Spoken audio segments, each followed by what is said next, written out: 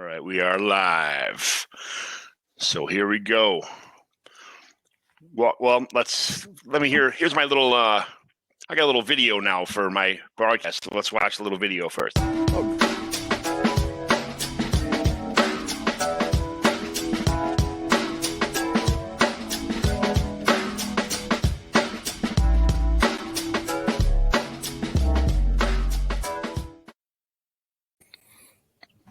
That was fantastic. How there's all these videos that are like, it's like these crazy raps or these, streaming guitars. People are screaming in there, and I'm like, I just want like something short and sweet and to the point. That's my podcast, Here it is. So I got it. It's like the 7 seconds. It shows a couple, stuff in the background. But anyway, welcome to the Commissioner Evaluation Podcast. This is just me doing what I love to do, talking to awesome fantasy football people I found on the Twitter machine.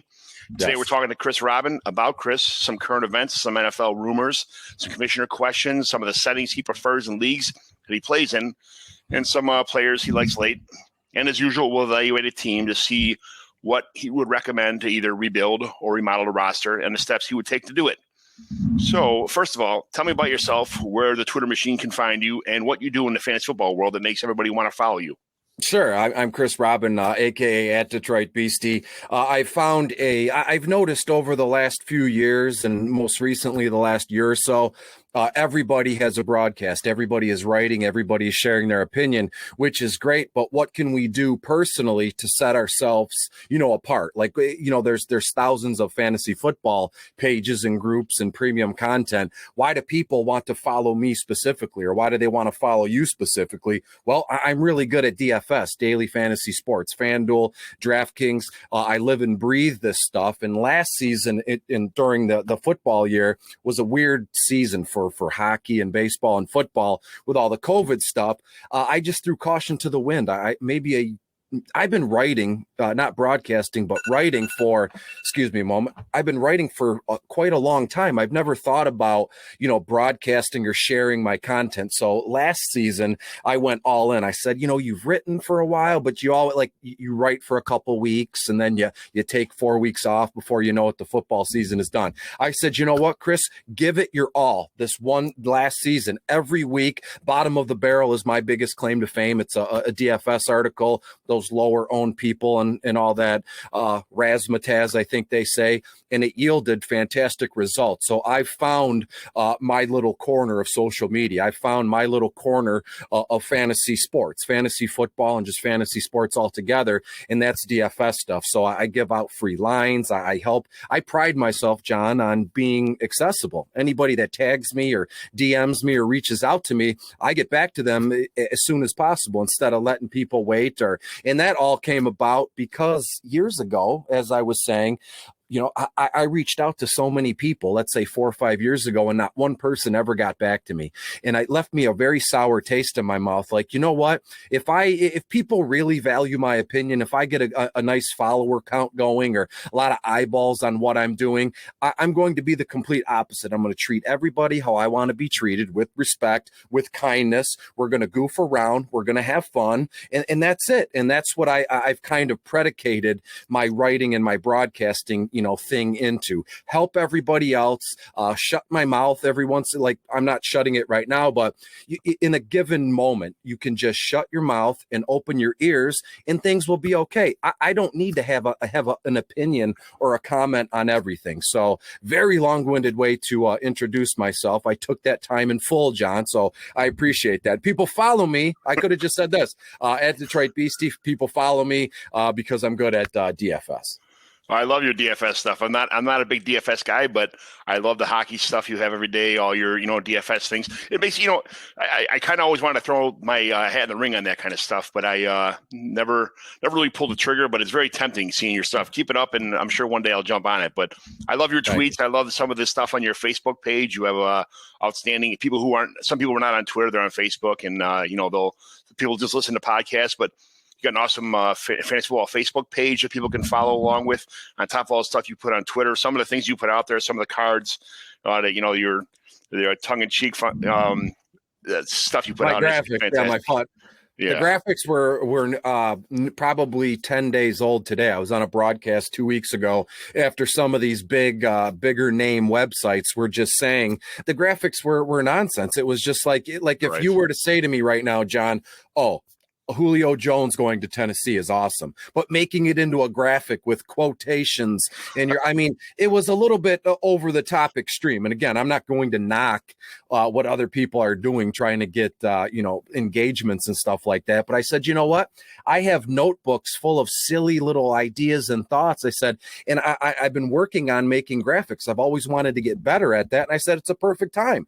Feet Yeah. to the fire. Let's go in. So if you notice, John, the graphics they're not meant to be taken serious. I mean, Right.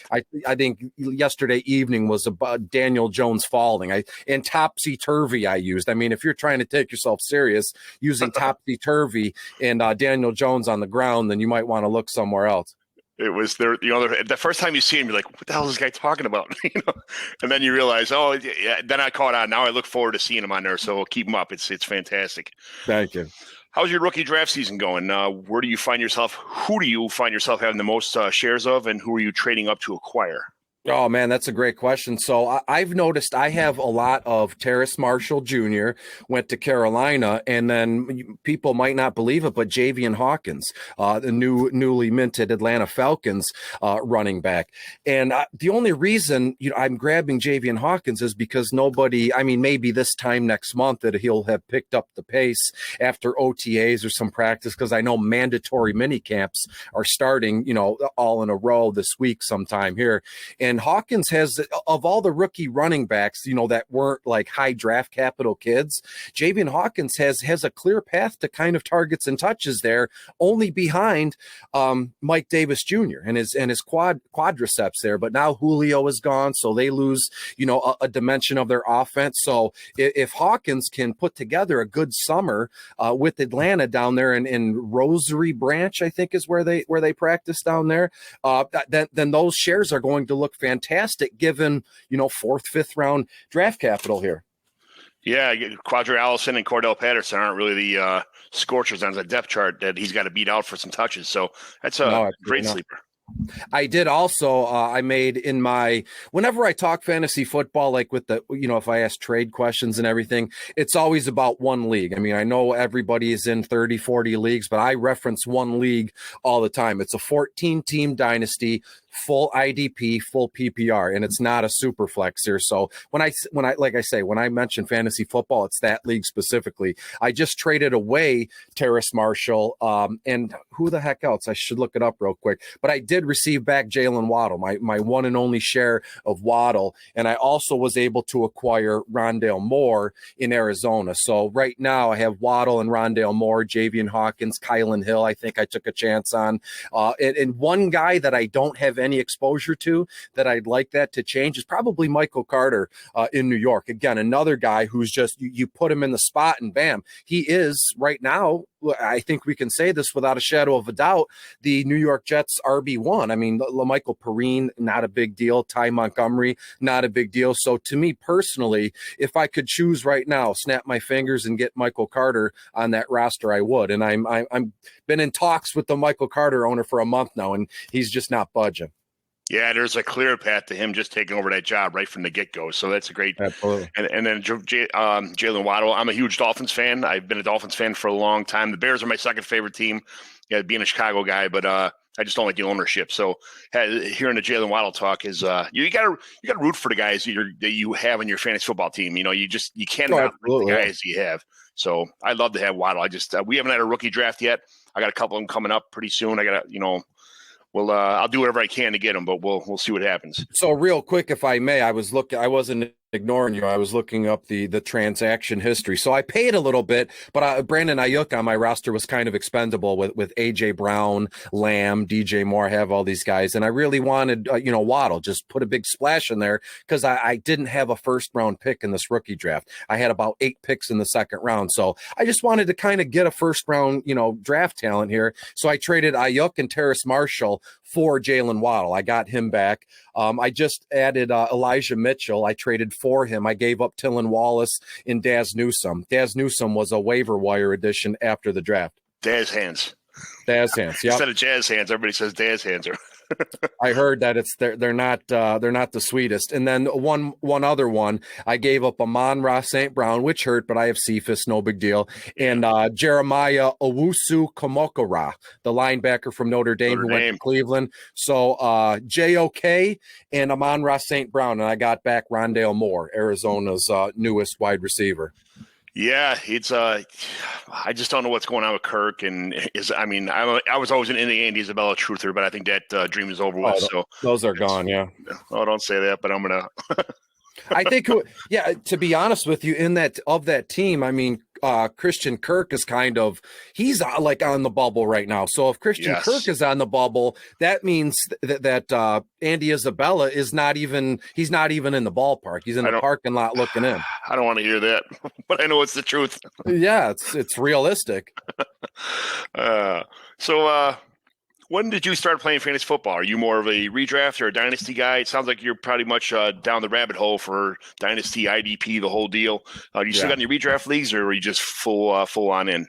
Now I have I'm in 2 redraft leagues now. I mean, again, it's a situation that social media is such a controlled environment. Like, we think if I put all my content on social media, hundreds of thousands of people are going to see it. Or if you see a trade poll, and you get 1,000 people that vote, you're like, oh my! Everybody on earth who plays fantasy football is watching these trades and voting on these trades. Social media is just a little speck on the radar here. So there's always a fight, a push and pull, I've noticed on social media, between dynasty and redraft and best ball. But when it all said and done, the goal is all the same: get together with your friends, have some beers, live draft, and do all that. So I have 2 redraft leagues. I'm not opposed to either one. I'm not going to say be that guy that says dynasty IDP is the way to go, and if you do best ball or redraft, you're a peasant, you're a bum. I don't talk that way, but I have 4 dynasty teams and 2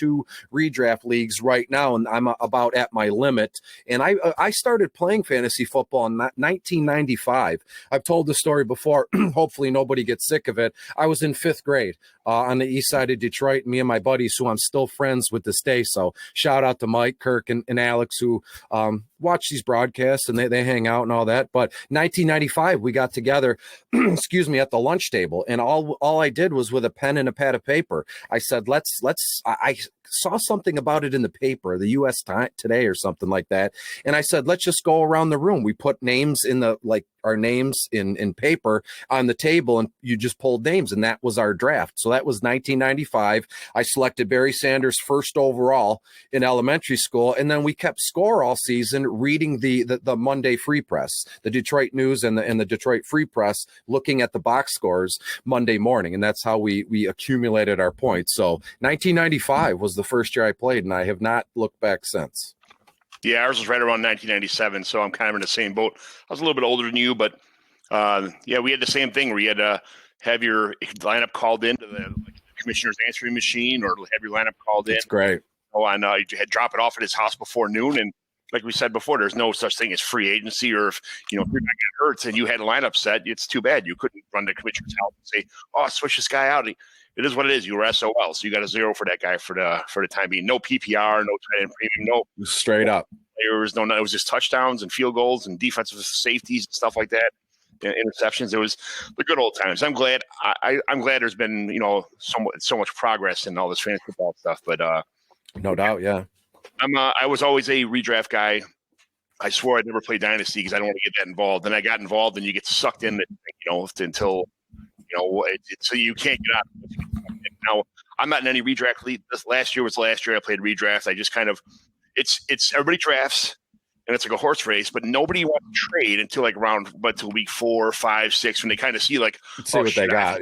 I've had bad luck for the first couple weeks. I'm not going to be winning. So then they want to say all right, next year's entry fee and a case of beer, and you could have, so whatever, any kind of, it's just not, you get lucky. I remember being a leading point scorer and being 0-7 one year, and it's like, what the hell? I played the high score every week of the first 6 weeks, and I had by far the best team. I had 150 points over anybody else in the league, and it was like, this is just ridiculous. So But I like to go long term. The same thing could happen week to week in Dynasty, but it's just a little more of a you get to over the years you get to kind of go around and poach from everybody else and kind of build your own, the way you want it roster. Trade some draft picks away and get to going.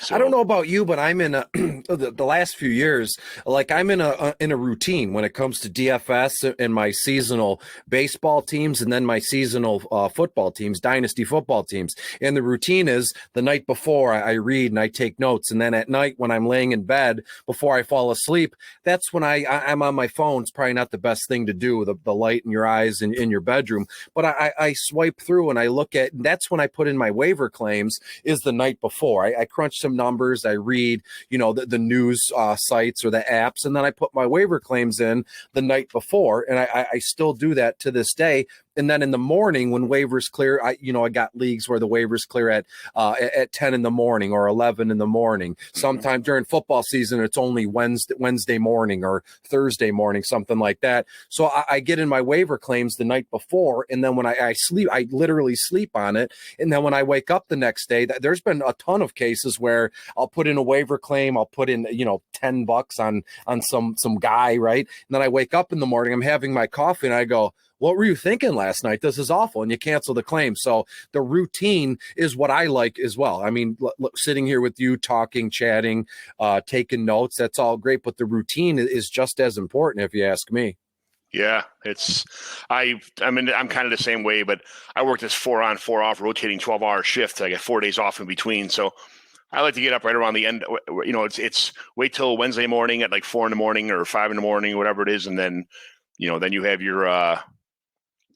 your waiver process, and I like to sit there and see who missed who.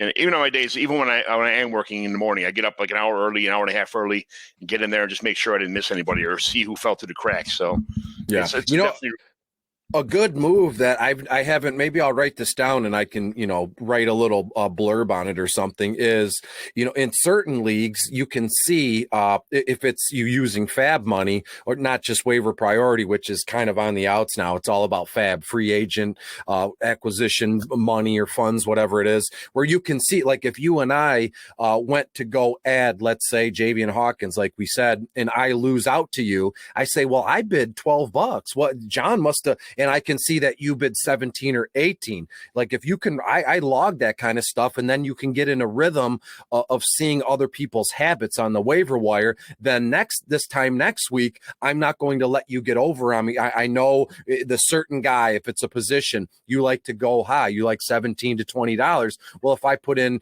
18 or 21, I have a good chance of grabbing that guy. So just another kind of weird, strategy. I don't know if anybody ever, plays like that. I know I do, and it's just something like a weird quip of mine that I do. I use $1,000 budgets for most of my stuff, so that it's kind of hard. I mean, I guess it would be you can still track them, but I don't like when everybody's betting $1 or $3 or $5 every week. I like when it's $127 and you lose a 129 to 127, or it's that close, or it breaks the ties up a little bit. And you can see it kind of hurts a little bit more when you lose by $1 or $2 on $1,000 budget. So no doubt. It stops people from being so cheap sometimes. What's your favorite host site for fantasy football? I love right now. I'd have to say it's a toss up. It's between different sports. It's different things. I know this is a football podcast, but Yahoo for fantasy baseball is fantastic. ESPN for fantasy hockey is fantastic. But when it comes to football, there's new sites popping up every day. Sleeper is fantastic. I very much like Sleeper, but I'm a Fantrax guy as it stands now. My 14 team IDP is on Fantrax. I have 2 dynasty baseball teams on Fantrax with 30 minor league spots. I mean, they do a very good job of getting everything where it needs to be with the scoring, with the player blurbs, because that the data that these websites get, sometimes it's they have to be careful where they get it from, because it can send the site into a shutdown or a lockdown where nothing's loading and everything. And Fantrax has always been fantastic to me. And I've been on some phone calls with people on social media. They want to chat and pick my brain, or vice versa. I call people, text them, whatever, and that they always ask me the same question. The one you asked of me, Sleeper or Fantrax. So it's 1A and 1B to me. Fantrax getting the nod in my favorite format to play fantasy football. Yeah, I'm not a big Yahoo fan. Never was. I didn't like CBS. I tried that. What's one with the ant? The ant was the thing. I can't remember the name of that one. Oh boy, I don't Uh, know. I can't remember. But I was on MFL for years. But I'm a cell phone person. I got used to MFL. But every time you start a new league, and you got 3 or 4 more guys, and you're trying to sell them on MFL.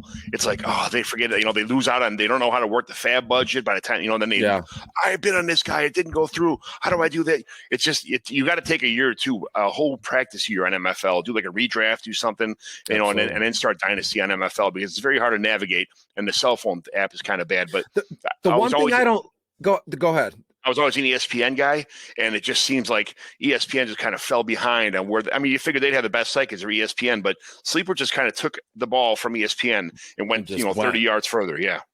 No doubt. And the one thing I don't like about my fantasy league is in the draft. I don't know. I guess there's a strategic side to this. Any way you slice it, anything, any opinion or comment you have about a platform, I'm sure someone has sat down and thought, well, this is an advantage to me and this is a disadvantage to you. With MFL, there is no draft room. So you can't see really, unless you're writing it down from what I've seen, there's no draft room. So when you're up, you have to search out a guy. There's no best available player. And I'm not saying that I'm such a novice where I need to see I always take the best available guy, but I like to know where I stand given, if I'm up in 5 more, I'm selecting right now, but I know I'm looking at my thing. I'm up again in 5 or 6 picks. I want to, start getting an idea in my head. I want to plan ahead like 3 or 4 different selections. And with MFL, that's not an option from what I've seen. It's all boom right there. You have to search out the guy. You have to click it twice. It's odd to me. I've done it. I will continue to do it because I don't know about you, John, but you get asked to play in all these charity leagues and they're all run through MFL, which is fine. I just need to maybe get my bearings on there, maybe dig in a little deeper, make sure it's running optimally for me. Yeah, it does run optimal when you know how to do it. I got really good at it for being in a league for like 2 or 3 years, and then everybody switched. I didn't want to do it. I started one of the leagues folded, and some people didn't like MFL, and they voted it out to go to ESPN, which I then changed to Sleeper, which I'm glad I did. But then like 2 years later, I'm in the fishbowl every year, and that one's on MFL, and you kind of have to like, okay, I'm going to draft, but as a commissioner setting up all my leagues, MFL is fabulous for, all these tiers and all the scoring. And it's like, it's like I say all the time, I compare it to instead of like, when you were in like 3rd grade, you go to school and your mom bought you like the little 12-pack of crayons. And then the kid next to you has got the 164-pack with a sharpener on the back and everything. Like that's MFL settings. It's fabulous. It's like a commissioner's dream, but it's just so hard to navigate on there. I wish that, it had a better cell phone. It had a better cell phone site because all my buddies, everybody's cops and firemen and shit like that. So they don't sit at a desk and do like insurance stuff and hit on MFL. MFL is very good to use on a computer. It's just not very good on a cell phone. Absolutely. And again, Sleeper, shout out to Sleeper. They've been following people like crazy, and I got a follow back from them probably a month ago. And every day, if you notice, they're reaching out. Hey, commissioners, let's chat. That's their last few weeks. Almost every tweet of theirs is, hey, commissioners, let's chat. Hey, fantasy football players, let's chat. How can we do? And I believe it was Saturday or Sunday, if I'm not mistaken. They added a new setting, which is it's just a how can you say, like a luxury where you can send your entire team in one screenshot instead of taking 4 different, screenshots and sending your roster in 4 or 5 different parts. Boom. It's just one photo now, which is great. FanDuel did that a few years ago instead of chopping it up with photos. And that's the simple things that people really, really enjoy. Cause look at what we're doing. Every day people are comparing rosters and they're sending it. Let me see it. And now it's just one nice clean photo. Yep. Yeah. It's Sleeper is good like that, and they have made much improvements on their desktop too. I've never used it on a desktop, but everybody I know how many leagues do you run on Sleeper by yourself? How many leagues are you the commissioner of? Only one. I think they went out and found everybody who actually is a commissioner. I was commissioner of 13 leagues last year, so I think I'm only 6 this year, 6 or 7. But Okay. I think anybody who's a commissioner, they followed back maybe and started saying, "Hey, commissioners," and that's what they're not going to get the input from Joe, who's in one redraft league, who doesn't know doesn't use the settings or stuff like Yeah, that. it's not that It's just, important to Joe like that. right. Hmm. Uh, so, what's your favorite part of this whole online experience for you? The DFS, best ball, dynasty leagues, podcasting, writing, something else? What's your favorite part of this whole thing? I mean, I could give you, I promise I won't keep you here all night, but I have three that I could say. I mean, DFS to me is number one.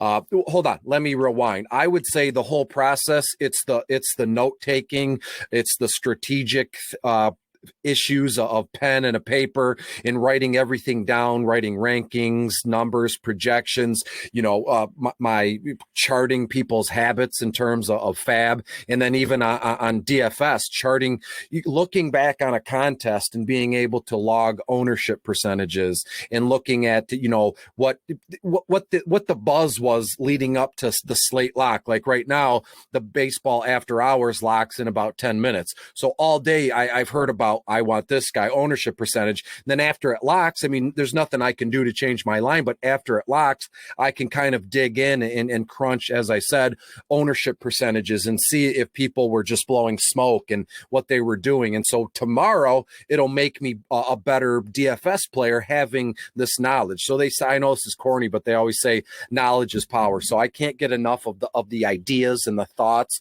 but not only just that, but writing it all down and looking back at it. I have notebooks, John, that go back 10, 15 years of a full season. Like I have a notebook from 2007, had a full season's worth of notes from my team, from other people's teams, all the transactions they've made. And they're useless now. What am I going to do with a notebook from 2007? But that's just what I like to do. That's what interests me the most, is the strategic thinking and logging behaviors and things along those lines. So I would say that the reading and the writing mixed in with the DFS. Again, playing DFS since its inception. I believe FanDuel was created in 2012 and DraftKings was maybe a year or two after that, but I've been in on that since day one. And I've just played every DFS sport under the sun. And you fast forward to now where I'm able to write and broadcast about college football DFS or NHL DFS, share some baseball DFS stuff. And as it stands now, every day people are getting acclimated with FanDuel or DraftKings, and they'll say, hey, I've never really played MLB or football DFS, where I have written everything down the last 10 years, been playing it since day one. So I have a leg up in the tips and the tricks and what works for me. Yes, I have a leg up, but I'm also willing to help share that knowledge with other people. So it's just like this network of everybody sharing their ideas, because at the end of the day, FanDuel and DraftKings, it's like at the casino. It's the house. The house will always win, but I'm not granted on the lineup, I'm competing against you, but realistically, I'm just trying to beat the system. There's enough contest money for everybody to win. So John, I would say the strategic thinking of notes, and then throw DFS in the mix there too. I love your passion. I'm going to show you like what I've been doing recently. I go through, this is a couple of my leagues. I learned how to use spreadsheets. I've never been a computer person, so I started using these spreadsheets, and I tracked, this is just this year, so February 21st, and then before the draft, post-draft. I keep all of these different ranking sheets from all my, I'm not going to show you all of them because I don't want to give all my stuff away, but like the running back stuff. Here's 227, 421, post draft, where they're at now. And I show in red, like how far they've gone down, how far they've gone up, what rank they're in, who I like, who I want to try and trade for, who's, so you can see some guys have, like Kenyon Drake's gone up 10 spots since, the last time before the draft at 421. Now it's 528, so I do a lot of these. Let me stop sharing this so that everybody doesn't get all my cheat sheets. Yeah, you want people to pay for that. You want John's cheat sheets, you gotta pay top dollar. But I go through, I probably have 60 of those spreadsheets, and I got one for each. For certain leagues, I like to do that are, I know where I'm looking at running backs or doing whatever. I put on there who owns that player, so I could tell like when free agency starts next year, who's available, I'll take my time and I'll know like where's the first available player, and I'll highlight that person. So when it comes to like, in the off season when we start doing at free agency again, I know who to target, who's available. That does slip through the cracks for some people who don't trend that kind of stuff. And then just who moved the most in the off season before pre-draft, post-draft, right? Throughout the preseason. I do these like every month, but that's my new one I started this year. I took the last final treads from last year before at the very end of the Super Bowl, and I started again this year. And so I have all those ones from before, and I just keep trending all these players. And then, I think of my one's got 400 players on it, and it's been trending for the last couple of years. I use all I think I have 7 analysts that I trend all of their stuff, and then I average them all out individually, and then I take my rankings and kind of see where they're at and move a couple guys up and down. So that's how I get my rankings. I put a lot of time, a lot of effort into it, just like you put a lot of time and effort in all the stuff you do. And that's we have a passion for this. This is why we play this game. This is why we're here. Absolutely. Some people like to go play bingo. Some people like scratch off tickets. Some people's hobbies are motorcycles or working on cars. This is a hobby that rivals all of that stuff. It's the same thing. I like a pen and paper. Spreadsheets is still very foreign to me. I'm getting into it as well because nowadays, if you're doing a broadcast, that people send you a show doc and there's a spreadsheet and there's stuff like that. So I'm making my way through that. It's just a laundry list of things I want to do and get better at, and it goes spreadsheet is on there, and right now graphics is number one. I want to get really good at graphics, then I'll transition to spreadsheets. So yeah, it's a passion that we enjoy to do. The good thing I find about these spreadsheets is the more I use them, the easier they are to use. The easier they are to navigate through, how to highlight things, how to move stuff around. The more and more you do it, the better off you get at it. So what's your favorite Go ahead. I was going to say there's a bunch of like weird tricks on your keyboard with a spreadsheet. If I hit caps lock Q, it skips down, or if I hit spacebar 3 times. So there's a lot of little tricks to help the user out, and those are the kind of things I want to learn. I started looking at Peter Howard stuff. I love Peter Howard. He's Pahowdy, yeah. Just the guy's such an awesome guy. He answers all my questions all the time. I don't. He's just an integral part of this whole thing. And looking at his spreadsheets and all the stuff he does, I'm like, man, I want to just be able to do things like he does.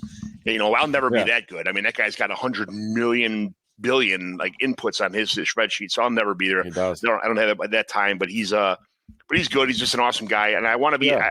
He gave me the inspiration to start these things. So, yeah, shout out to Peter, great guy. And I'm sure then you notice he does live broadcasts every once in a while, and it's his head is this tiny because the rest of the screen is his spreadsheet. He's working through the spreadsheet, and his latest run, if I'm not mistaken, has been his projections, and he's running through it in real time. I mean, he's turned to the side because he's really digging in, but he's walking you through every step of what he's doing on the computer screen, and it's a spreadsheet work. So yeah, Peter's a great dude. So shout out to Pahowdy at Pahowdy. Howdy. Yeah. What's your favorite Sunday afternoon munching food when you're glued to the TV watching the Red Zone? Oh boy, probably nachos. I would say nachos, but like everything, like trash can nachos, like the chips, and then everything you can think of. I like the liquid cheese, ground beef, obviously, liquid cheese, jalapenos, onions, tomatoes, black olives, a little bit of shredded lettuce, a little bit of shredded cheese, maybe some more liquid cheese. So to me, it's nachos. And I'm in Michigan, right outside of Detroit, like 10 or 15 minutes. There's a place called Boatworks in St. Clair Shores. So like 12 Mile and Harper, if anybody from the area knows that, it's called Boatworks. And you order a large nacho, and you would think we're so used to going to Taco Bell or Applebee's, and the nacho is just in a plate. It's like this. They serve their large nacho in a large pizza box, and the lid doesn't close. They tape it around it. It's unbelievable. So nice. I could spend all day eating like this large helping of nachos, guacamole, queso, anything you can think of. I want to put on my nachos. Nice. That's good. Not a huge nacho fan, but that makes it sounds pretty good. I mean, nachos aren't like there's certain things like if you go out on a date or you go out with your friends, I wouldn't order nachos on a date. I wouldn't order ribs on a date because they get all over your hands. You got cheese on your face. And so when I'm Right. home by myself watching football, I can lay on the couch in my underwear and a t-shirt and sit the nacho box on my lap and I could just pig out. So There you go. What's your favorite hobby now? The now or before before fantasy football became your passion? It sounds like you got in yeah. pretty early, but besides what takes up all your time besides you playing with your cat?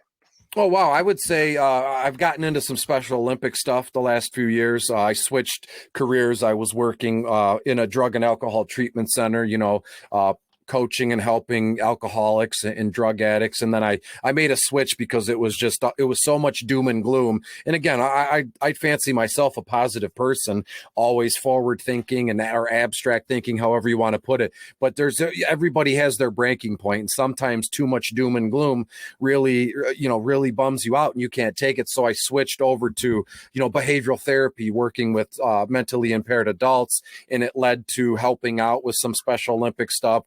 Basketball, softball, and then that opened up coaching, having my own Special Olympics basketball team, now assistant coach on a Special Olympics softball team. Hopefully next year I'll be the manager of my own Special Olympics softball team. But it's just so fulfilling. Those kids most of them are, grown men and women. They're happy-go-lucky, not a care in the world because they're impaired. But you can take something from that. They might be impaired, but they're not, just because of that, they're not down in the dumps. They're not negative.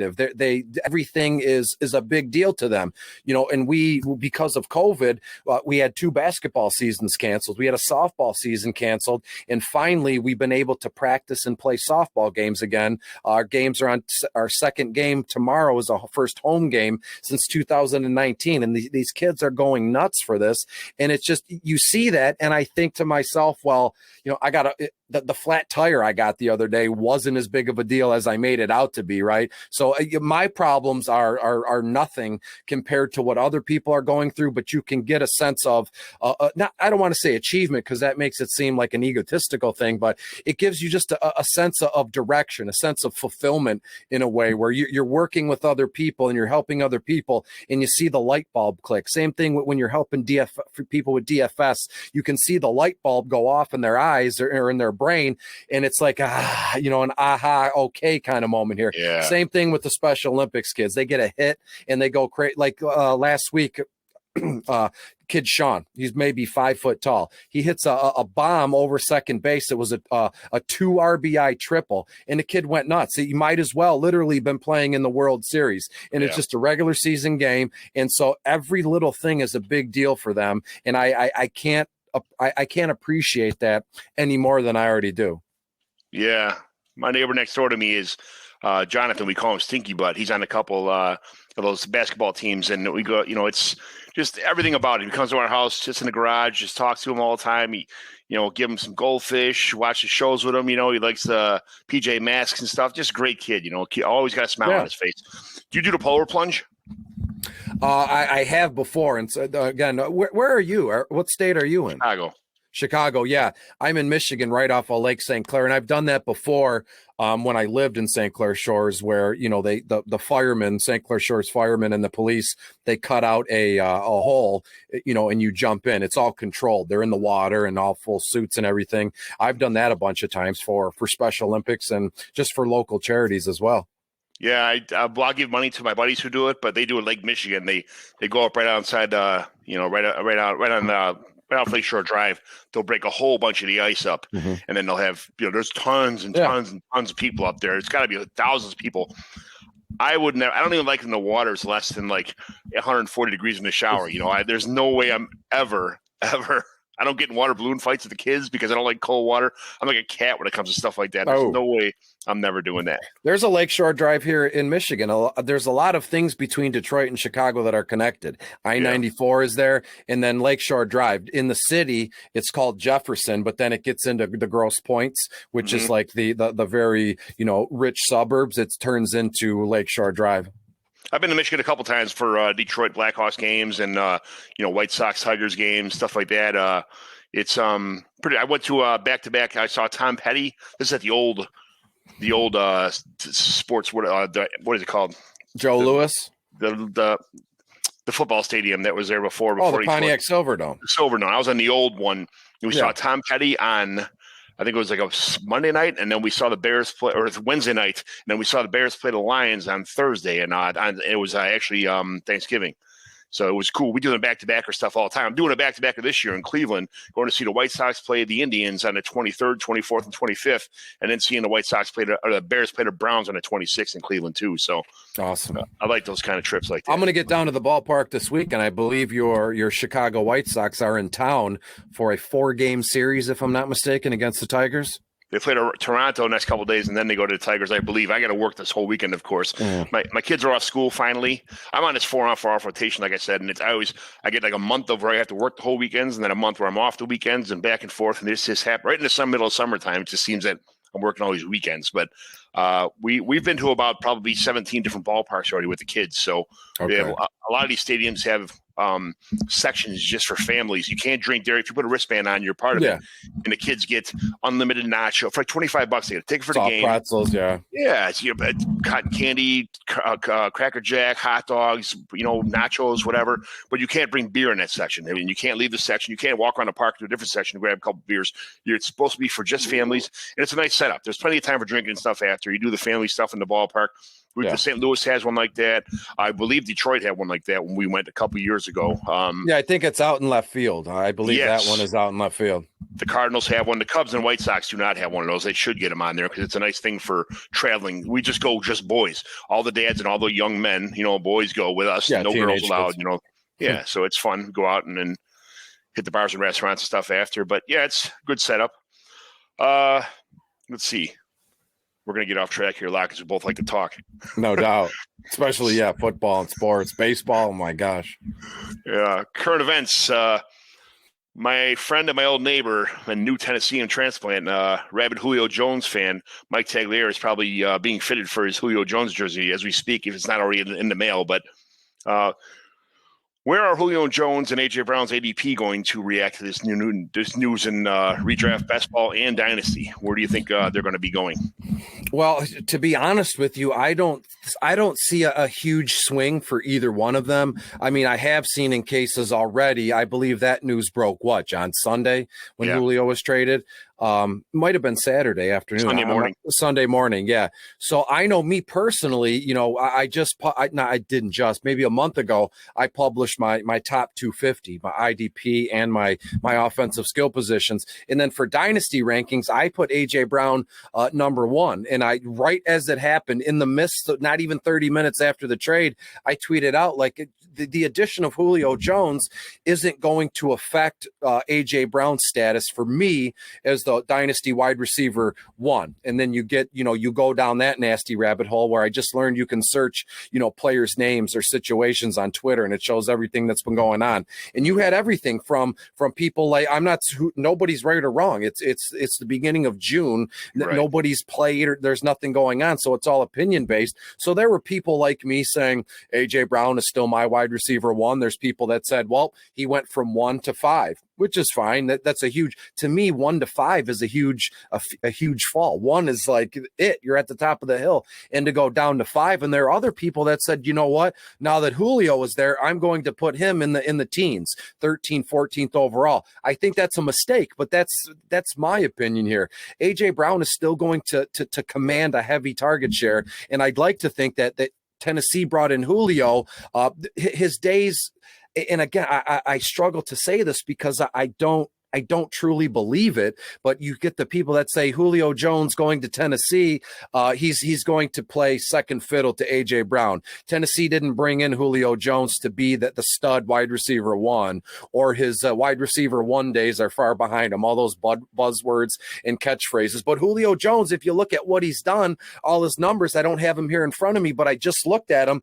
The guy has not fallen off at all. And then you get the people that say, well, as players age, Father Time is undefeated, Tom Brady, but talent, that elite talent and elite skill set, those don't fade. If you look at Terrell Owens or Randy Moss, however you want to put it. So Julio Jones going to Tennessee is a big deal. We just have to, dissect how big of a deal is it going to be. I don't think it affects A.J. Brown very much. It's not certainly not going to affect Derrick Henry. If it does, it's in a positive manner. Same thing with Tannehill. You have to now, bump him up a couple spots. The people that it's going to affect negatively are, Josh Reynolds, the wide receiver who we thought was going to be a wide receiver too. Now he's kind of on the outside looking in, as we mentioned earlier. And then Darrington Evans, maybe we'll see a couple less snaps here. So all in all, fantastic move for Tennessee, fantastic move for Atlanta. I don't know. Jury's still out on that one. But A.J. Brown and Julio Jones, their rankings in my eyes, to me personally, aren't going to be affected a whole heck of a lot, especially given the fact it's only, June 7th. I think A.J. Brown will be right about the same where he's at right now, probably in the 1 to 3 mark in everybody's rankings. I think, if anything, he may have been, if he was questionable, anywhere outside of 3 before, he probably moved in the top 3 just because of the fact that he's probably going to be drawing the number 2 cornerback in a lot of teams right now, because Julio is going to draw the number 1. He still commands. Yes. He's not a shell of a human being. I mean, he's still Julio Jones. So A.J. Brown was getting the number 1 cornerback on all these teams last year and still doing what he did. Now he's going to get the number 2 cornerback. It's going to make things so much better for him. They can't double cover everybody on the field. And I think everybody's saying that Anthony Firster is, he's done now because they brought all these extra receivers. Even if Julio and A.J. Brown both get 30% target share, there's still 40% targets to go back out around his team. And nobody else is going to command anything in the middle of the field. The linebackers are pulling in because Derrick Henry. The safeties are staying deep. Cornerbacks staying deep, or going man-to-man versus these fantastic Hall of Fame receivers that, I don't mean to put A.J. Brown in the Hall of Fame yet, but it seems to be trending that way anyway. And who's going to be in the middle? I still think Firster, I texted today, I think he's anywhere from 75. I would think anywhere from probably 67 to 80 targets is what he's going to get this year. And for a tight end in a PPR dynasty, a dynasty, what doesn't matter, but it's PPR tight end premium league, 0.5 or 0.75. I'll take that all the time, especially because he's going to be a red zone target too, being double covered by, in a red zone, they're going to have to put 2 guys on both of the receivers. And First is going to be standing there wide open because the linebackers can't really cheat because they got, a humongous animal in the backfield, that Derrick Henry, that can bowl his way in the end zone from anywhere. Yeah. Who's going to cover First one-on-one in the end zone when he's going back and forth in the middle of the field wide open? I like First. I just bought him last week. I traded Gus Edwards. I know you weren't happy about that trade, and probably a little less happy about that trade on my side for First recently. But I still like it. I think that he didn't drop much at all. If anything, I think it helps him. That's the beauty here. You're allowed to run your team as you see fit. So people, if I said something smart-assed or smart-aleck, you could say, you know what, Chris, I don't care. It's my team. I have a feeling about Firster. And I like what you said about his targets and his receptions. As it stands now, I'm kind of working my way through my own personal projections, and you get to certain guys when you get to them. But I have Firster for about 60 targets even, about 40, about 42 to 43 receptions, and just shy of 500 yards. And then you can, touchdowns, we both know that's the hardest, stat to predict, but he'll score 3 or 4 touchdowns. So 500 yards, and let's just round up everywhere. Let's go 500 yards, 4 touchdowns, and 40 receptions. That's solid where you're getting him, or where you used to be able to get him. You ride the wave, with certain players. Fisker, was a massive kind of deal on social media for a week, and now he still is, but in a negative light. So now's your time to buy. Realistically, it makes your head spin. Yeah, I wish I would have waited a couple of days to make that trade. I probably could have got away with keeping Gus Edwards and trading for a little bit less than that. But I traded away Gus Edwards to get Anthony Firster, and it's a tight end premium 0.75 league. So I know you were not a fan of this move on the Twitter poll I had up, but I kind of expected this Julio thing to happen. It's been rumored for a couple of weeks. It is what it is, but. Gus Edwards is part of a running team that's got 5 different the wide receivers all take, end arounds and reverses. The quarterback runs the most. J.K. Dobbins is running the ball all the time. Gus Edwards is got, he's going to get, 120, rushes or whatever, but I'm not a big fan of anybody in that offense, just in any position of reality, besides the quarterback. So I'll take a chance, especially Gus Edwards. He's got a 2-year contract, but he's already 26 years old. You know, Furtzker's only 26 also. They're the same age, but I'd rather take in a dynasty tight end premium league, I'll take the tight end in a heartbeat in that situation. Absolutely. If this makes you feel better, I got Gus for like 135 carries, just over 600 yards, going to average. I think last season he averaged 5 yards a carry. He's going to be around the same kind of number here, and another 4 or 5 touchdowns. So it's his season in 2021 isn't going to look drastically different from last year. 700 yards, 6 touchdowns, 9 or 10 receptions. So I'm expecting almost identical stat line from Gus from last year to this year. I just think they're going to favor Dobbins a little bit more this year. So I think Dobbins is going to have a lot more of a role, and Gus is going to be definitely a compliment back. They don't want to get, with these 17-game seasons, and probably next year maybe even going to 18-game seasons, you're going to see a lot more, the committee backfields and stuff, but that's 2 good running backs there, and they're both going to get carries. But I think Dobbins is just a better all-around running back, and he's going to get a lot more carries. He's going to have, a lot bigger percentage. So it is what it is. But, what happens now in Atlanta besides Kyle Pitts' hype train flying into outer space? How does this make Calvin Ridley a locked and loaded mid-tier wide receiver 1 is where I have him. And, absolutely. Who's the beneficiary for this? Gage, Zachariasis, Zach, I don't know why I can't say it. Olamide. Let's just call him Olamide. Yes. All right. Olamide. Or anybody else.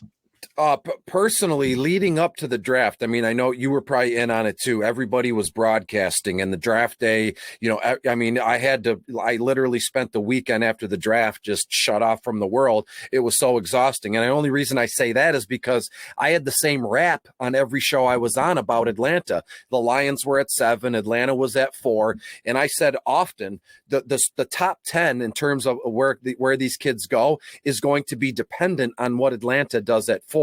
What they choose or where they go is going to be a massive kind of a tell-all, or however you say that, about the long-term or short-term direction of the Falcons. Obviously, if they would have drafted, Fields at 4, you could, that's Matt Ryan's replacement. But if they went anywhere other than a quarterback, and they did, Atlanta they still feel like they have a foot in the win now window. Still, they were just in a Super Bowl a couple years ago. Nothing much has happened since, but they still want to win now. Arthur Blank is a very greedy man, I'd like to think, in terms of his Atlanta Falcons. Wants points, wants people in the field, wants to win, wants to score, all along those lines. So drafting Kyle Pitts was massive for that, to sell tickets. Matt Ryan is, in his mid-30s now. He's got a couple, 1 or 2 seasons, maybe 3, seasons left as their QB1. And then they trade away Julio. So drafted Kyle Pitts, you think,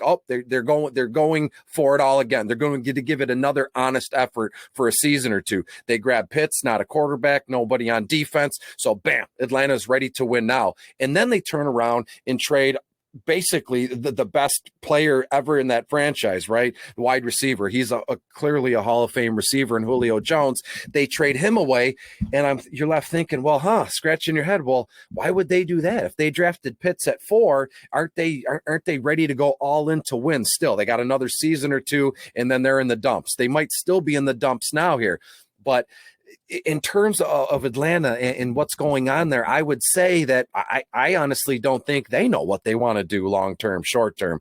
Trading away Julio is that's the same thing, in baseball when they're the pennant race. You're either a buyer or a seller. That goes in all sports, hockey, all sports. If you're still in the hunt for the division, a few games off, you try and add a piece or 2. If you're awful like the Lions, or if you're awful like the Tigers, then you sell. You sell off all your pieces and you accumulate the stuff, and then you regroup the next season. Atlanta's kind of stuck in purgatory to me personally. So, selfishly speaking, for fantasy purposes, Ridley he's to the moon, as the kids say. Ridley is a certified stud, bona fide top 5 wide receiver here. It's just who has the biggest stones, let's say, to put him at 1, or where are you going to go? We know he's a top 5 guy. Where is he going to fall in that? But that's why I've been pushing for tiered rankings. If Ridley is in the first tier, then you can't go wrong. If Ridley's in the top tier, then all is well. Yeah. What is Okay, for tiered rankings wise, I don't believe Kyle Pitts is going to just walk in and be the number 3 tight end in this league. I see all these rankings are like Kyle Pitts going to walk in. Every year this happens. You get the Njokus and the OJ Howards and you get this starry eyed over these tight ends. Like, I understand he's a special guy. It's Kyle Pitts. He's the best thing that ever happened to fantasy football tight ends. And yeah, I've heard it before. I get it. Let's get on the field for a little bit. I'm not going to overpay for him. I have a startup draft in another month, startup dynasty draft. So I'm not going to be that guy who drafts him, in the second round or, the beginning of the third round, because unless you draft him right there in a startup, you're not getting him. It is what it is. So I'm not going to have him. I hope the best for the kid, but I don't see it though. They only have to really focus on Ridley and him. And he's been playing in a conference with, it's been known that there's no defense. I mean, it's just free for all. And it scores, it's 86 to 90, to 72 in the football games. You're not going to have one linebacker covering you that gives you 10 yards of separation. It's an NFL defense now, man. Like he's got a lot of adjustment to do. And on top of that, he's not going to be playing just a slot all the time. He's going to have to play tight end, some run blocking, stuff like that. And he's not, people said, oh, he's not that bad. He's not that good either. So he's got a lot of adjustment to do. I wish I knew who said this, because I'd love to give him the credit, because it wasn't me. Where someone looked at the Atlanta offense and the amount of plays they run and what kind of sets that they line up in. They rarely line up in 2 tight end sets. If I'm remembering correctly what I saw yesterday, so they were saying that Hayden Hurst is their tight end 1. He is set in stone as their tight end 1, meaning Pitts will be moved around to play that kind of rover hybrid wide receiver tight end role. So if you look at it that way, it makes it a little bit easier to swallow, thinking, Kyle Pitts is going to be, the end all be all at the tight end position. But I don't know. I've never really thought of this, but in like baseball or hockey, especially baseball, if a player plays in one position for more than like 9 or 10 innings, they get that eligibility. So could we see a spot down the road where Kyle Pitts, if he lines up as a wide receiver, so many times in a game, will he get wide receiver eligibility too? So he'll be literally on a team, he'll be a wide receiver or a tight end, and you'll be able to have that kind of roster configuration that way. I've yet to think of that before. Yeah, that's the guy in Green Bay. What's his name? Tanyan. Tanyan's got that eligibility too of a wide receiver tight end. I imagine that's going to become more and more of a thing with the Gesicki's and all the rest of these guys that hardly play on the line whatsoever. So yeah, that's a good point. If that was the case, but I think if you put him in a wide receiver position, you don't get the tight end premium though, right? No, I would imagine, the points he scores have to be from tight end. If he's in your tight end. If he's in your tight end spot, I would imagine. So let's say one day flex. Then what's his? Yeah, I don't know. That's a great question. I would imagine whatever his position eligibility is, if tight end is still after the end of his name, even if it's mixed in with a wide receiver, you're still going. It's still a tight end premium. The tight end is still in his positional designation. Yeah. Okay. All right. I just wrote that down. I wasn't ignoring you. I looked down. I wrote that down because that seems like a cool tweet to send out. If kind of one of those. I get it. So in some not so exciting news, Daz Newsome, who we talked about before, Daz Hands broke his collarbone and will miss a lot of the offseason stuff, which is not good for a young wide receiver to entering the league. So not that he's the best thing that ever happened in the world, but it's a setback for a young kid trying to get out, get his feet wet in the NFL. And then Joe Burrow is already throwing. I heard from a lot of people before that Joe Burrow was not going to be able to start the season. He'll be starting the season on the PUP list. And he'd probably sit out the first 6 games. And if they were to go 0-6 or 0-7, they're just going to say, you know what, just sit out the rest of the season. It's not worth the injury. We'll let it go. But other people had said, hey, man, those claims were about running backs and defensive backs and wide receivers. A quarterback can recover a lot faster because he doesn't do as much. So Burrow might have a little bit of limited ability in rushing the ball, which he's a pretty good runner. He's not excellent, but yeah, he moves around a little bit. It's a big, and mentally, you don't know how a kid's going to react. I mean, he got tore everything in his knees. It's not just he had like a torn Yeah, it was MCL. bad news. It was really bad news. I The mean, works.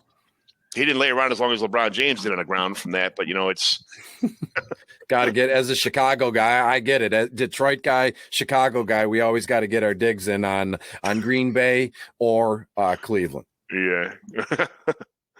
So some NFL rumors: June 1st is come and gone, and some teams have made some noise. Aaron Rodgers, he has the Packers. He's got about a short and curlies right now. Yeah. They're gonna actually allow him to miss camp and then give him an NFL exemption so he doesn't get fined for missing camp. That's official, because what I read just about 2 hours ago that was still an option. Like, they can fine him $93,000 unless Green Bay is going to eat it and say, you know what, we'll exempt him and we'll go from there. Which seems like a bad move. If you want the guy to come back, you're not going to fine him $93,000. So they're probably going to just do everything and anything they can to get back on his good side. I think. I don't know. I don't know what Aaron Rodgers is thinking. He seems like a pud, I mean, I get it. The GM seems like a stroke too, but Yeah. I just don't get. It's just such a bad combination for.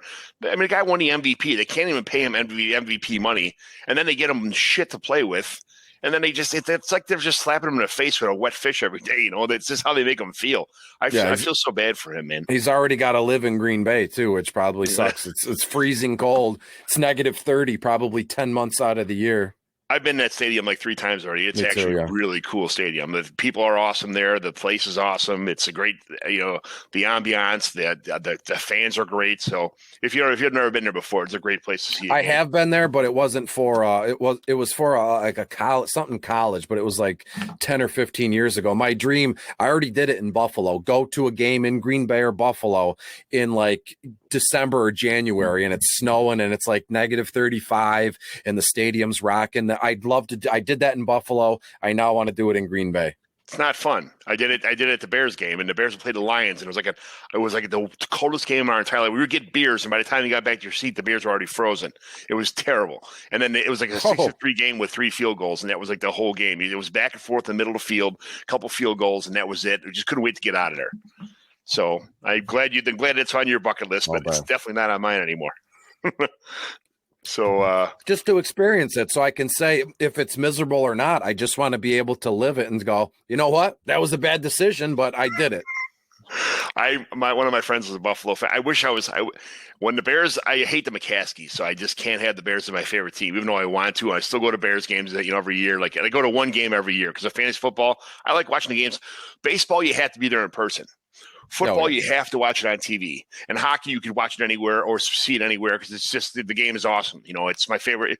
By far the best playoffs in all of sports. As far as hockey, yeah, absolutely. It's so fast when you watch it on TV. Not to derail the conversation here, but when you watch hockey on TV, especially the Stanley Cup playoffs, you're like, well, these guys are good. They know what they're doing. But then when you get on the ice and you're on the boards or you're even 10, 15 rows up, it is so fast. These guys are huge and they're so fast. It's mind-numbingly insane to me how fast hockey is, especially Stanley Cup playoffs. And I've been to a ton of those games here in Detroit. I was at the stadium when they won the Stanley Cup twice. So hockey is amazing.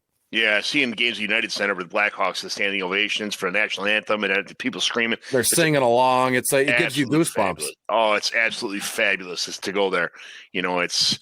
It's such an experience. I was there for the Stanley when they played the Flyers. I was there for a game. I probably went to about 20 games over the course of the last 3-year playoff run. So it's fantastic. When I was in middle school, I've been to Michigan Stadium in Ann Arbor a bunch of times, and we're talking like 25 years ago.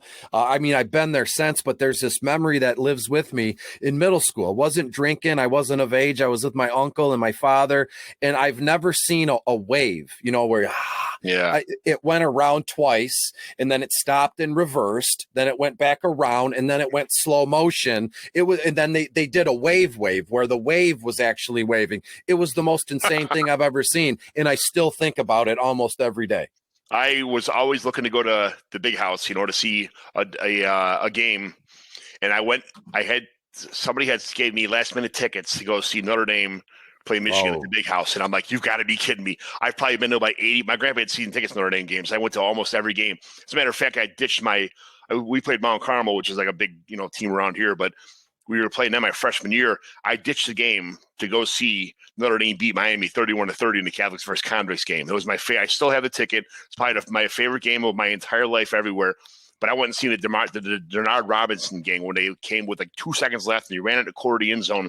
And I'm like, and Notre Dame sucks to get in and out of. It takes an hour to get off the expressway and go through all that stupid town and everything. And then when the game's out, there's 100 people, 65,000 people trying to get out of the stadium all together with one road leading to the expressway. Michigan, you pull off and there's like 12 lanes of traffic that go to all of the parking lots. And then about halftime, they switch the flow of traffic and everything's out of the stadium. I literally 107 or 109,000 people, whatever that stadium held. It was packed to capacity with people standing on top of each other. And Denard Robinson scored with like 2 seconds left in the game. And we're like, son of a. So I'm like, let's go. And it was so cool. It's so intimidating when you walk in there and it's like 40 rows down. It's like, this is super awesome. Yeah. We left that stadium. I got out of the stadium, into my car, and on the expressway in about 17 minutes. It was awesome. The stadium's great. Everything was super cool. So that's one. I'm glad I went there. I've probably been to about 30 college football stadiums, and that was one of my favorite ones. I've been to most of the Big Ten ones. I've yet to see Touchdown Jesus in person. You can't see it anymore because I was there all the time as a kid. They put the expansion on the rings, so you can't see Touchdown Jesus from the stadium anymore. It kind of sucks. Oh, I thought you could walk up and like pray in the parking lot to him, like he was standing above. Oh, but back in the day, our section, I was always in section 21, row 48, C28, which is in the corner, like the southeast corner of the end zone. And where our seats were at, you could see Touchdown Jesus perfectly fine from where we were at. We were 50 rows up. You could see the whole thing. But they built that stadium for my old seats where they were before. You can't see. Of course, you can walk up to the top of the stadium and see. And if you're high enough on the other side, you can probably see Touchdown Jesus too. But yeah, and the campus is cool. You go see the grotto underneath, light a candle, say a prayer for your family or anybody that you need to. They have the saint it's not there on the campus anymore. They used to have a saint that people would pray for. So you could walk up to Touchdown Jesus and it says everything's on there, what it's all about. It's by numbered one by one, all the saints and everything. It's I was born Catholic, raised Catholic in all Catholic schools. So the campus itself is very attractive to me as far as I'm glad I was there for football, but it just seems like an awesome place to be for, if you were a student there too, but not for football players. We had a guy from grammar school that got a full scholarship to Notre Dame. And he says, when the game was over with, he's on the team. They'd have humongous wins versus great teams, Florida State, Florida, whoever.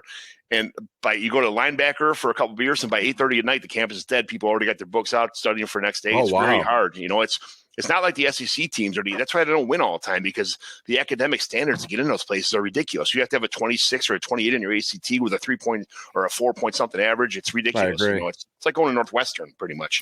And one more thing I want to mention before we move on, if you want, is that what stood out to me is Catholics versus convicts. Fantastic. I've never heard that before, especially in Miami.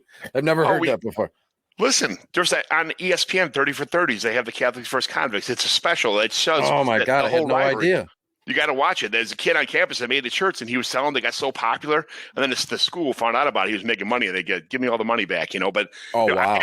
I had the shirt. Of course, I'm in like a 14X now, but back in the day, I had an extra large shirt. And I wrote it down. I wrote Catholics versus convicts down. When we're done here, I'll go look on eBay or just type it in, see if the shirts are the original shirt is still available anywhere. If you find a 3X, I'll pay you $100 for it. Right? Deal.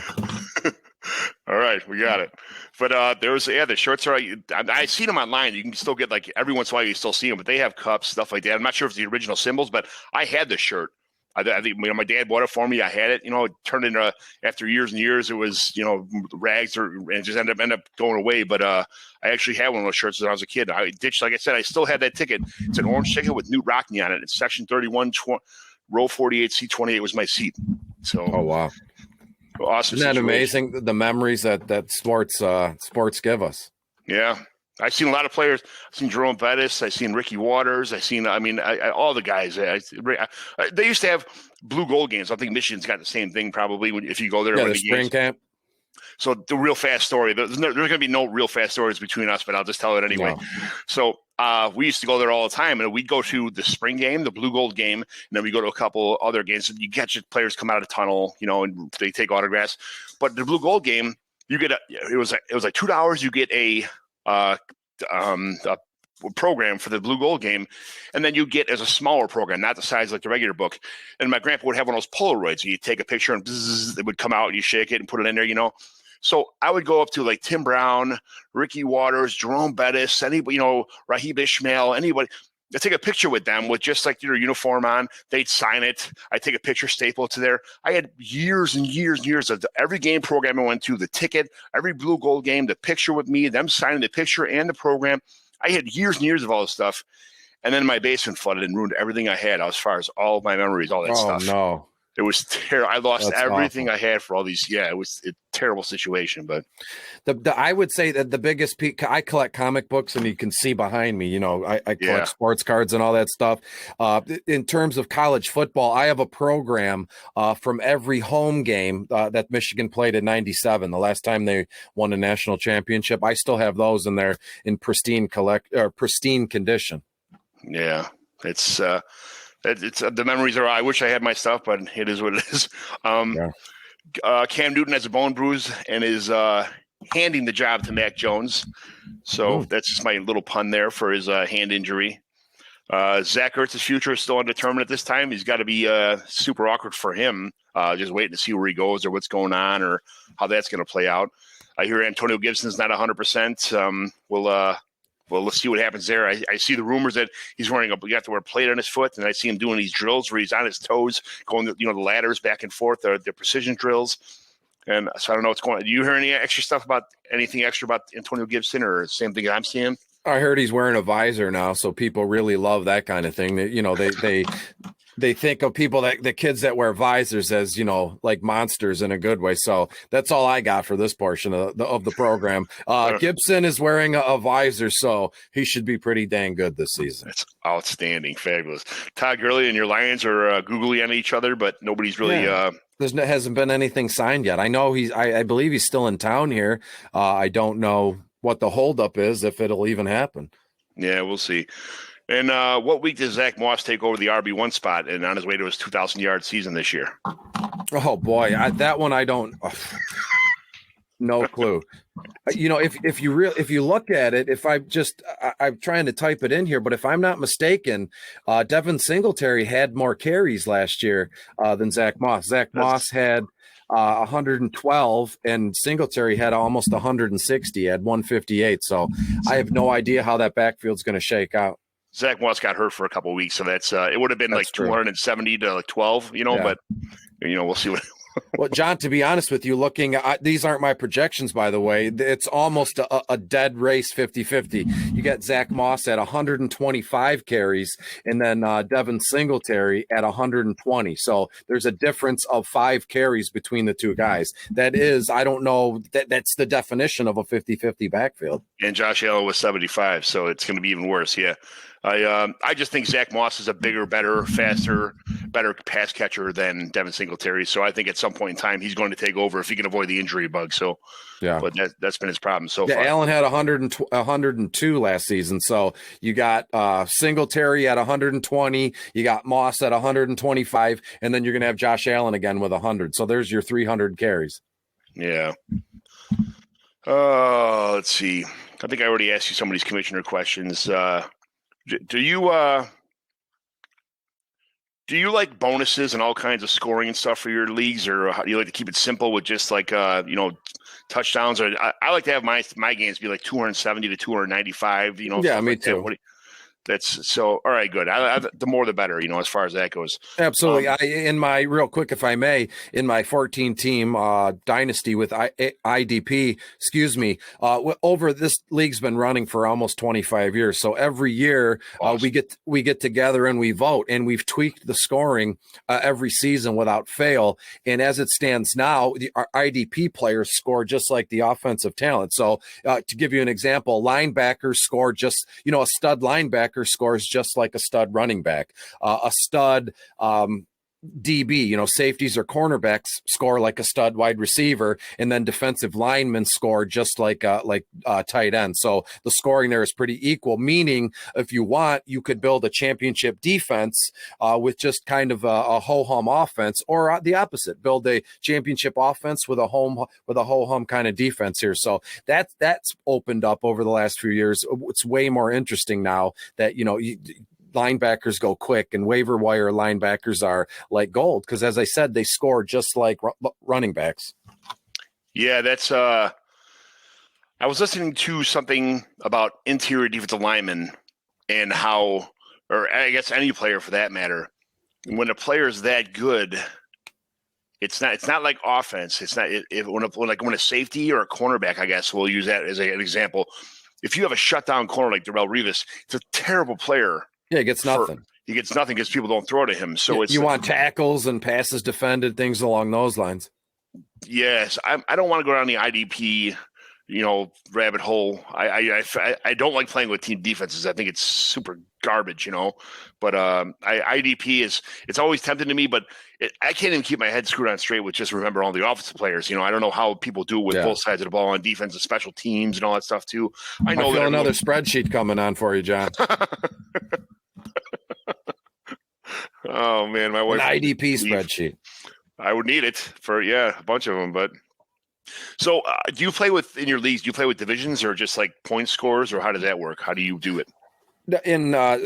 As I said, the one I always talk about, my 14 teamer, we play divisions, 2 separate divisions. As I said, it's 14 teams, so there's it's broken down into 4 different divisions. Yeah, so all right, 14 teams with 4 divisions. So I'm in a league with 12 teams, and there's it always worked out great because you play your division opponents week 1, 2, and 3, and then you played everybody else in the league in the middle, and then you played your division opponents again in week 11, 12, and 13. It worked out perfect.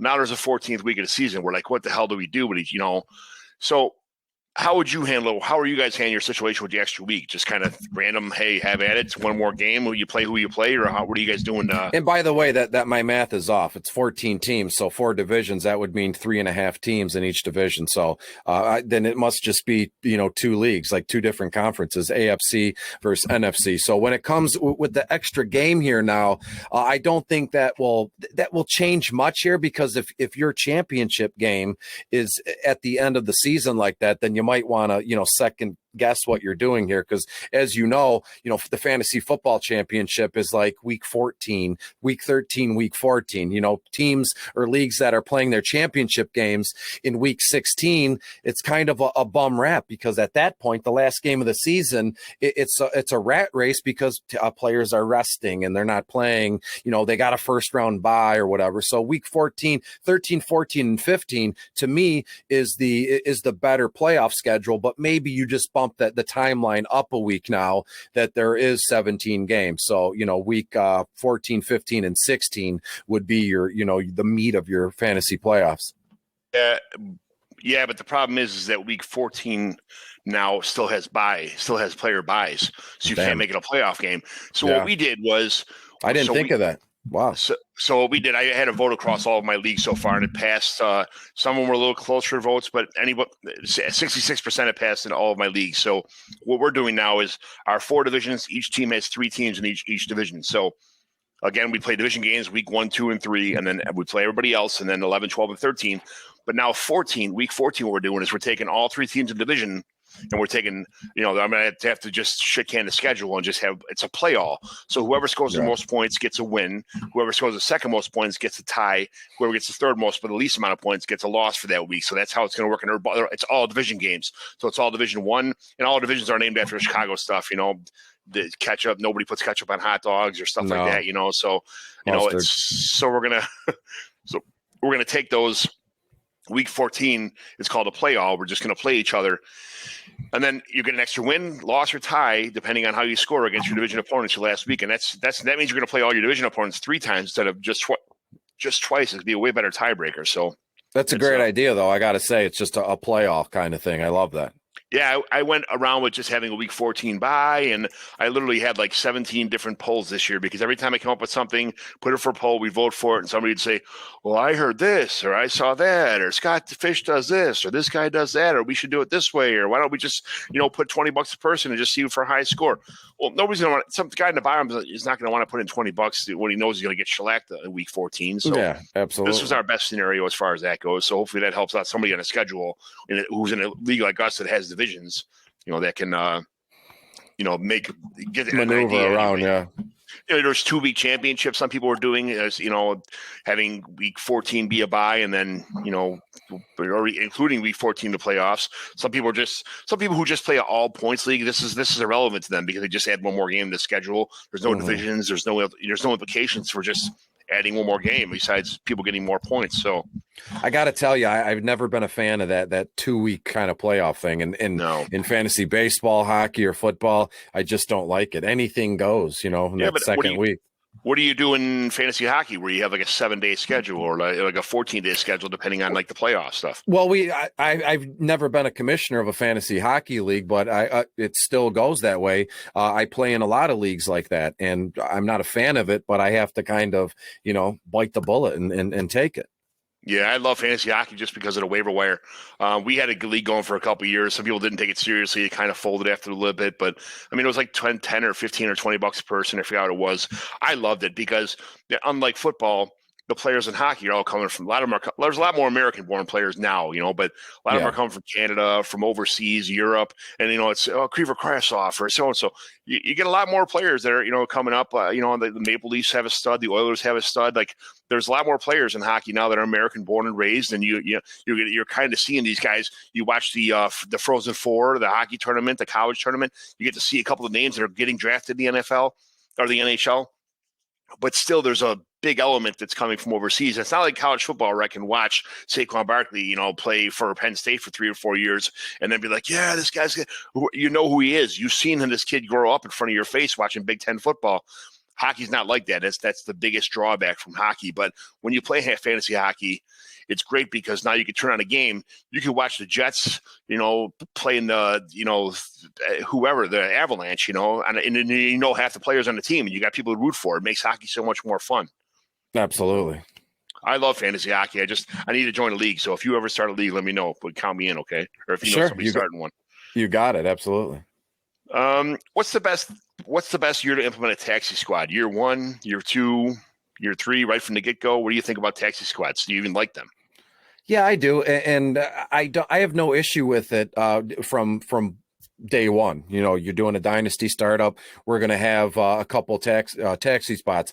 I think what I would do is, year one, right off the bat, you have 2 taxi spots, and then every season we'll just add another one until we get to 5 max. So let's see. So that would mean that the season was there. The same league has been there 4 or 5 seasons. And then again, if you add a taxi spot each year, so it makes it kind of it's like incentivized in a way. Like the longer the league is around, the more taxi spots we get.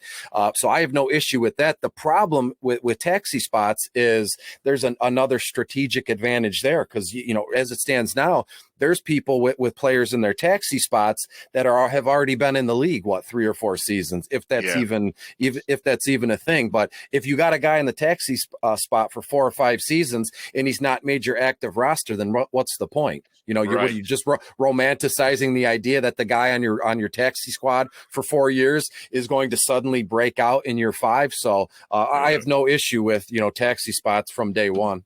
You'll be retired by the time you take them out of taxi position. Yeah, what's the point?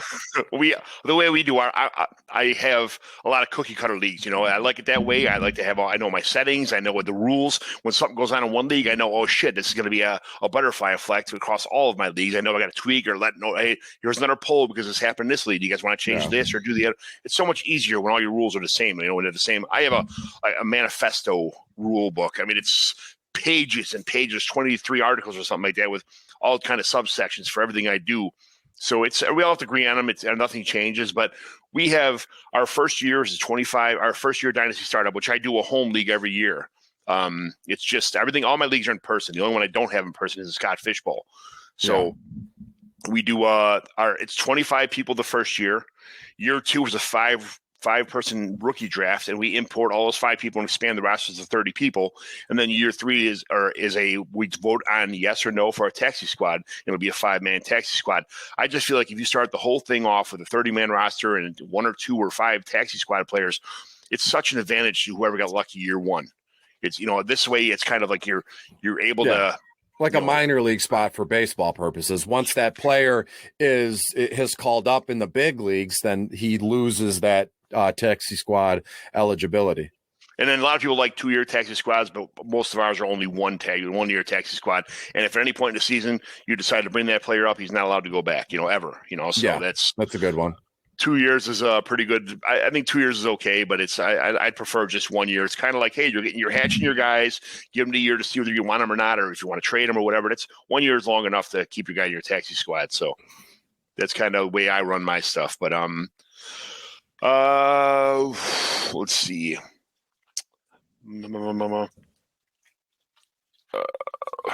What do you do to prepare yourself every season to make yourself a better and more informed fantasy football player? Seriously, I mean, it might be corner or you mentioned cookie cutter, but I take in as much information as I can.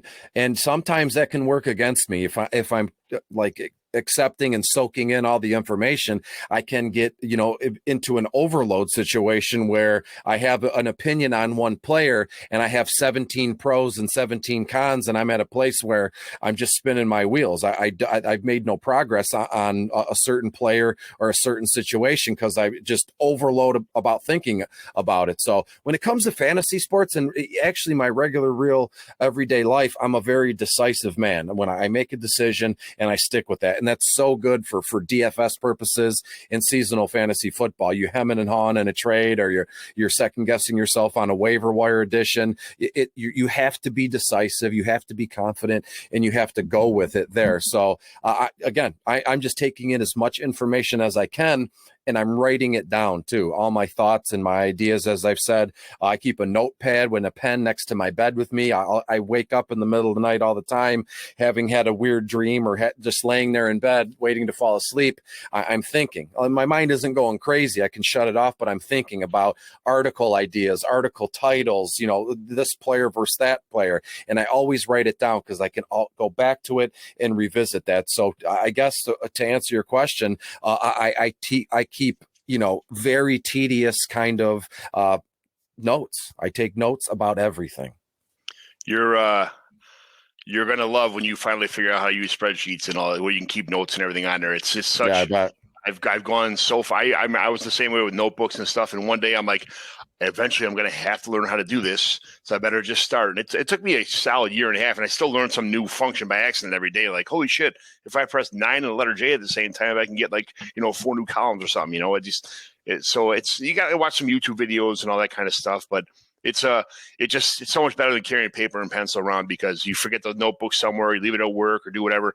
This stuff backs up to your phone, your computer, and anything else. Whenever you log on anywhere, it's always there for you. So I think the exact same thing. I mean, your computer crashes, or God forbid, my basement floods and all my technology is wiped out. Let's say pen and paper. Yeah, I might, forget it laying here, sitting there, but I love the idea of having something and holding it in my hand and seeing it right here.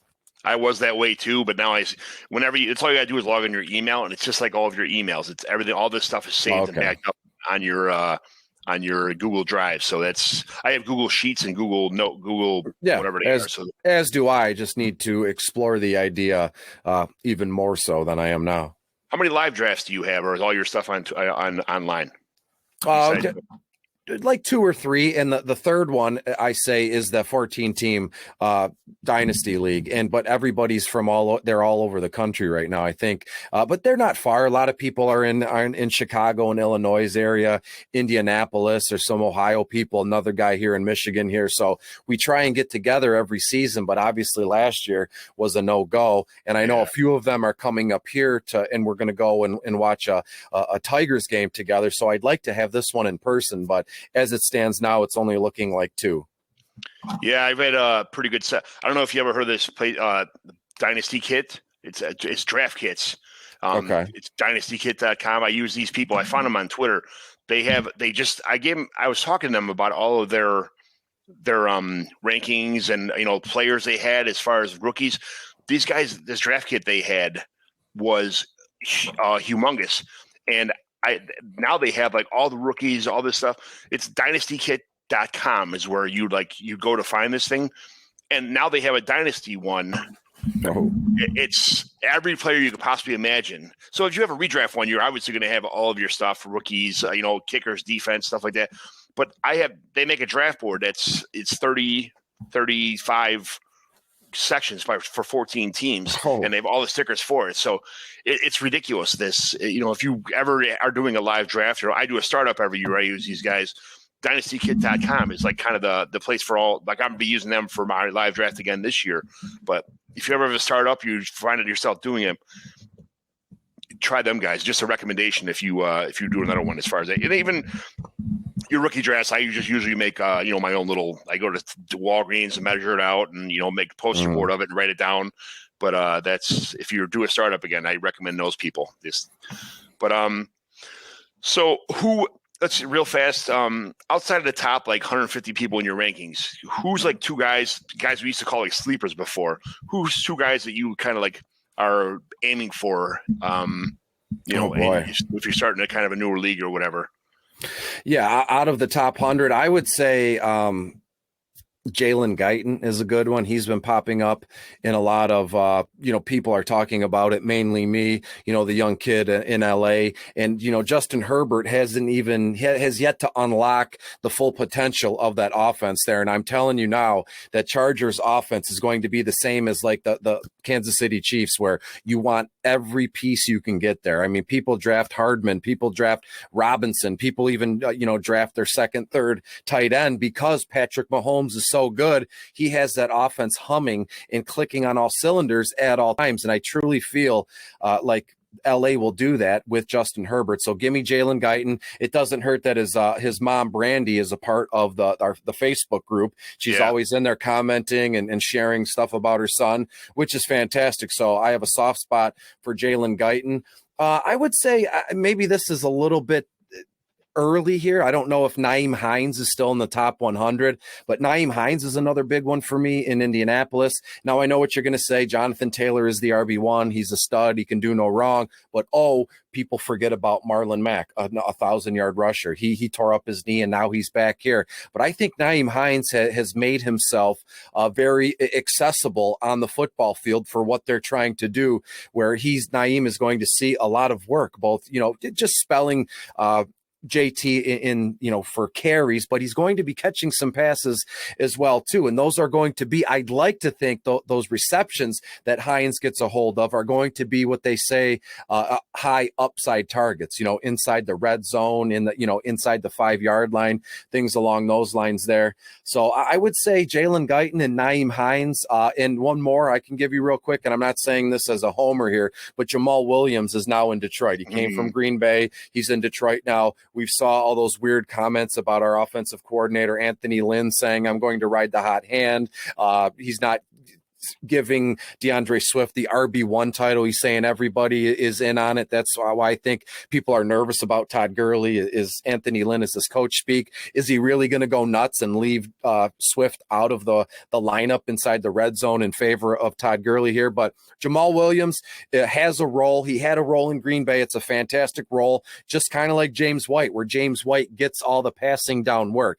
I'd like to think that Swift is going to get all of the work in passing and fumbling and punting. He'll be on the field 100% of the snaps here. But Jamal Williams is going to be a factor here, so I love him outside of the top 100. And again, he's not really a sleeper at this point. He's just a guy that people – he's one of those guys in the draft where we go into, our draft, whether it's live or on the computer, and we don't write it down, but we keep those people in the back of our heads, and we see them and we wait, we see him again. And then we finally draft him, and that kind of selection pays off. So give me Jay Will, Jalen Guyton, and Nyheim Hines. Yeah, that's good. I have a laundry list of players too. I just, a couple that I like, not for this year, but for next year, like Gabriel Davis is somebody that's kind of deep down depth charts. I can go out a million of these guys, but All the guys you mentioned running. It's not going to be the Jonathan Taylor show in Indianapolis. It's not. It's going to be a lot of similarities from last year, especially if you're in a PPR league. It's a lot of points out of Nyheim Hines. That's a great call. It's a lot of people kind of just Taylor can catch 2 or Taylor, but they're not going to want to do that. They want to keep these guys fresh. We talked about it before. Like this, there's 17 games now. It's going to be more and more of a committee by, especially when it goes to 18 games in a year or two. It's not going to be the guys, the full-fledged, is 75% carry stud that, is on the field all the time, that Derrick Henry's. It's not going to happen. So that's a thing of the past. You better learn how to use these guys like Hines that are going to catch a lot of PPR balls and be an integral part of every offense. So every week we evaluate a team sent in by a listener to decide if it's a simple remodel or if it's a full-scale rebuild. This week we have a team, and it is by a guy who I thought was, at first I'm like, oh, his name is Good Vibes Chris. His Twitter handle is at CMBROWNE22010. So his name is Good Vibes Chris, and I think you had thought maybe it was some kind of a parody account or somebody who's doing something, but this is really a guy, and he sent a team in for us to evaluate today. I sent it to you. I have it up on my Google Sheets right now, so I will click over. And we will take a look at this guy's team that he wants us to evaluate. So this is for, let me go share this. Share screen. Share. So here we go. It's a Dynasty Superflex PPR tight end premium 0.5. This is a 12-team league, and he has no 2021 rookie dollars left because he traded that money for DeAndre Swift. That's a pretty good haul for some rookie dollars. I'll take DeAndre Swift all day for some rookie dollars. Absolutely. 0.5 PPR plus 5 for the first down for running backs. 0.5 PPR for the rosters are 33-man rosters plus unlimited spots, but no taxi. Players are put on directly onto roster after the rookie draft. 11 weekly starters, 1 quarterback, 2 running backs, 3 wide receivers, 1 tight end, 3 flex, which I like having 2 or 3 flexes on bigger rosters like that. Mm-hmm. You shouldn't have a 33-man roster with only like 9 or 10 spots. You should have 11, 12, 13 starters. That's the way it should be. So he's got 3 flex players, which consist of the norm, quarterback, running back, tight end, and 1 super flex, which is the quarterback, running back, wide receiver, tight end. And we have a bonus for quarterback after 350 yards. There is a 2-point for every 25 yards and the same for rushing and receiving over 100 yards. I love bonuses. I wish we have bonuses for 300 yards, 400 yards, 500 yards, 600 yards passing, which never happens. But yeah, I like to have bonuses for 100-yard rushing, for 200-yard rushing. I like long touchdown. If it's a 20-yard touchdown run, it should be like, the norm. A 30 yards should have like an extra point. A 40 yards should have an extra like 2 points. A 50 yards, 60 yards, 70 yards. So be at like 0.5 increments after that. I love having bonuses. It's the same. The way I look at it, it's the same as like cooking. If you kick a 17-yard field goal and you get 3 points, you shouldn't get the same 3 points for having a 64-yard field goal. You should be at a lot more than that. It should be up by every 10 yards. You get extra points for it, or at least a couple percentage points for it anyway. So I love bonuses. He has a 2021 first, 2021 second, and a fourth, and 2 2022 first, a second, third, and fourth. I'm not sure what number they are, the 2021s anyway. He didn't give me his draft determination as far as 104, 106, 107. So that's kind of what we had to work with. But his quarterbacks so far, what he has here is Jared Goff, Daniel Jones, Gardner Minshew, Marcus Mariota, Kyle Allen, Tyler Heineke, and Colt McCoy. So he doesn't have much to work with there. He's got Swift, which we talked about. He gave all his fab rookie money up for. Montgomery, Chase Edmonds, James Conner, Gaskin, David Johnson, Tariq Cohen, Boston Scott, Jeffrey Wilson, who's out for the year, or half year anyway. He's probably start the year on IR. Kalen Ballage. And then for wide receivers, he's got Hopkins. Loaded at wide receiver. Michael Thomas. Yeah, T. Higgins, Juju. A little overrated, but, whatever. Robert Woods, Brandon Cooks, Darius Slayton. It doesn't really get bad until you start hitting like the Darius Slaytons and Christian Cook. And even then, it's not Christian Kirk. Even though it's not bad, it's just these guys are just not performing to what their expectations are. Crowder, who knows what's going to happen with him. Anthony Miller, I don't like him at all. Tim Patrick might have a situation now because what's his name's out for the year. Hamilton out. Brashard Perryman, Demarcus Robinson, who I think is a sleeper this year. We talked about sleepers before. Greg Ward, Braxton Berrios. He's got Dallas Goedert, Jared Cook, Mo Alley Cox, Dan Arnold, Richard Rodgers, and those picks we talked about earlier. So a lot to unfold there. But where do you want to start, and what do you think this guy should be doing as far as upgrading his team? What's his number one weakness, and what is his number one strength? Why his wide receiver is by far and away his biggest strength. I mean, he's got D-Hop, Michael Thomas. It's just insane the collection of wide receivers he has. T. Higgins, Robert Woods, even Cooks, who is just steady Eddie. Brandon Cooks has just been steady Eddie from day one. He's went to many teams and he's still doing his thing. I would say his biggest weakness would probably be running back. And the only reason I don't say quarterback is his biggest weakness is because Goff and Daniel Jones are very serviceable quarterbacks. I expect a big season from Daniel Jones. Obviously, it's kind of a make it or break it kind of campaign from him this season, but everything is set up there in front of him to make it happen. The Giants defense is very sneakily good here, and no one's paying attention to that. So I could see Daniel Jones having a top 12, top 15 kind of quarterback season in 2021. And Jared Goff, again, I looked at your little note that said they might or they should, the Lions, draft a quarterback early next round. So that would mean that the Jared Goff experiment would end early. Hopefully not. I think that the Lions are using Jared Goff to help bridge the gap here. They're stacking up draft selections. I believe they have 2 first-round draft selections next year, and I'm sure that they'll get a 1 or 2 more for 2023 here. So if the Lions are smart, and I firmly believe in Campbell and Brad Holmes here, that they're going to build elsewhere. Offensive line, defensive line, and then any and all defensive talent they can. And Jared Goff is going to be there for 2 or 3 seasons while they build everything up. And then bam, when the Lions are ready to make a push for the division, that's when they'll draft a quarterback. That's when they'll land some sort of big name quarterback in free agency, maybe. Who knows here? But Goff and Daniel Jones as your quarterbacks aren't half bad. And that might be crazy to some people, but I really enjoy that combo of quarterbacks here. Now, in running back, I'm saying that's their biggest weakness because you don't have, I guess with the exception of David Montgomery, you don't, DeAndre Swift too, excuse me. So maybe I'll take back what I said here, but I still find that running back room of his to be a little bit on the weak side. I love Gaskin.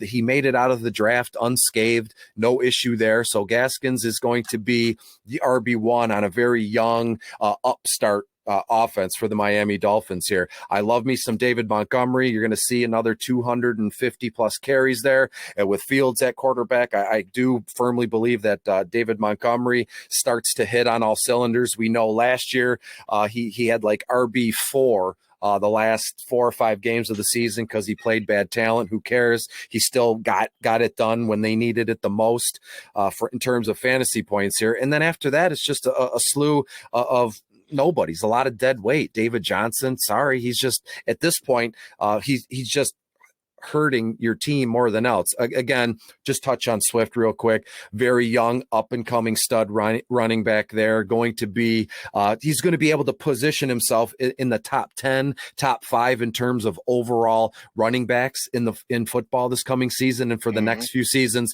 to come here. If I'm not mistaken, Jeff Wilson is on the IR, probably won't play. Didn't he tear up his ankle or his foot or something like that? Yeah, he tore his MCL, so he's out of meniscus, probably on the pup, if not longer. I'm not sure with that backfield. If Trey Sermon, these guys hit the way it's supposed to be, you might not just they might just keep Jeff Wilson on the IR and just kind of let him go next year. Absolutely. And then we'll move on to tight end real quick. Jeff Wilson is a guy you can safely cut, and it's not even a question to me. I mean, you could put him on the IR, but for what? You're saving up an IR spot if you need one for someone else.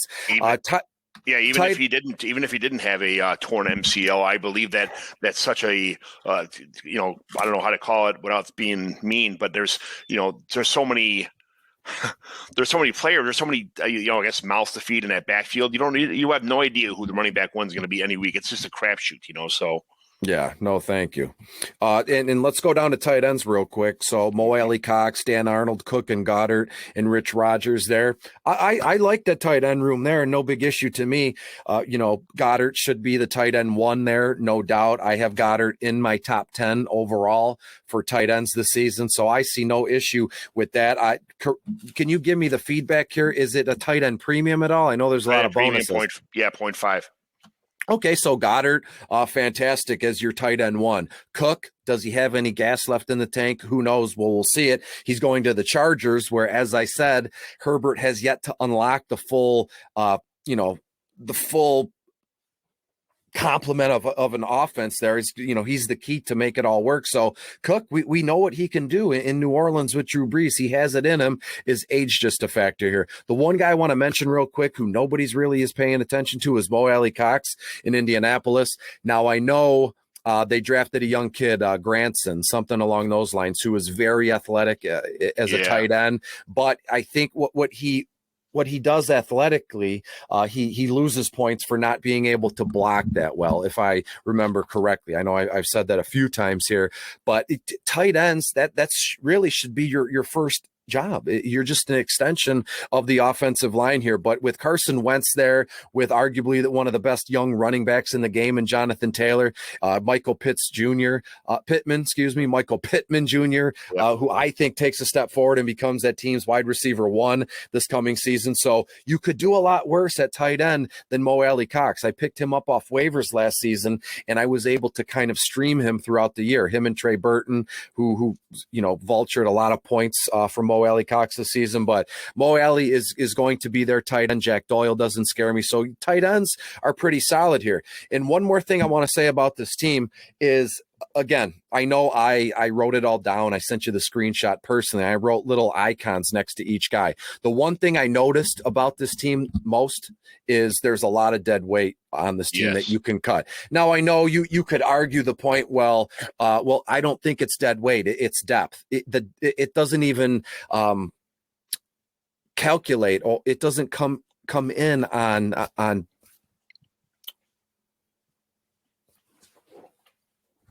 Well, excuse me, my microphone cut out for a second. So dead weight and depth are two different things. Anthony Miller, depth, okay. Christian Kirk, depth, okay. Tim Patrick, you can cut ties with him. Braxton Berrios, cut ties with him.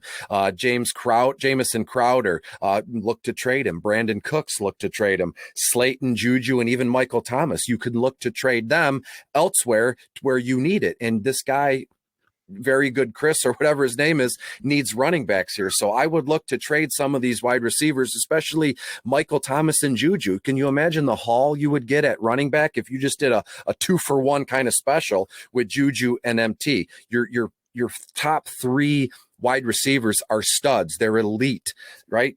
DeAndre Hopkins, Robert Woods, even T. Higgins. They're going to be good for a long time. So I would look to trade off Juju and MT here. Again, you can put Woods in that conversation to stick on the team here. But Chris, you got a lot of dead weight to cut on your team. It's a really easy fix. If you don't feel comfortable just cutting all these guys at once, you want to do, waiver additions, then shoot me a text. I'll send you my notes here, and we can go down the list one by one of who to get rid of and who to add on waivers if possible. Or, if you want to take my advice and trade Juju or Michael Thomas, shoot me a message. Let's talk it out, because I'd very much like for you to use, as I said, Juju and Michael Thomas to land a top tier running back. And it's so possible with Thomas and Juju here. And then you're pretty well off elsewhere. As I said, with the wide receivers, with the tight ends, we're all good. And then if you look at his draft selections here, those are always good to be used as trade bait here. I want to pay attention to the first round and second round selections he has here. So this year he's got one first round selection, one second year, and one fourth round selection. Next season he's got two firsts and I believe a second, a third, and a fourth here. So use those 2022 selections to your advantage. advantage here, right? So that's a year away from where we are now. That's a lifetime in terms of fantasy football is concerned. So can you imagine two separate trades here? Michael Thomas and a 2022 first for a running back. Juju and a 2022 first for a running back. That would easily get you probably more than likely, if I'm not mistaken, those two trades should yield you two top 15 wide receivers, maybe even a top 10 running back. Excuse me, that's what I meant, running back here. So Juju in a first round, trade for a running back. Michael Thomas in a 2022 first round, trade for a running back. And then this team looks unbelievably good here, Chris.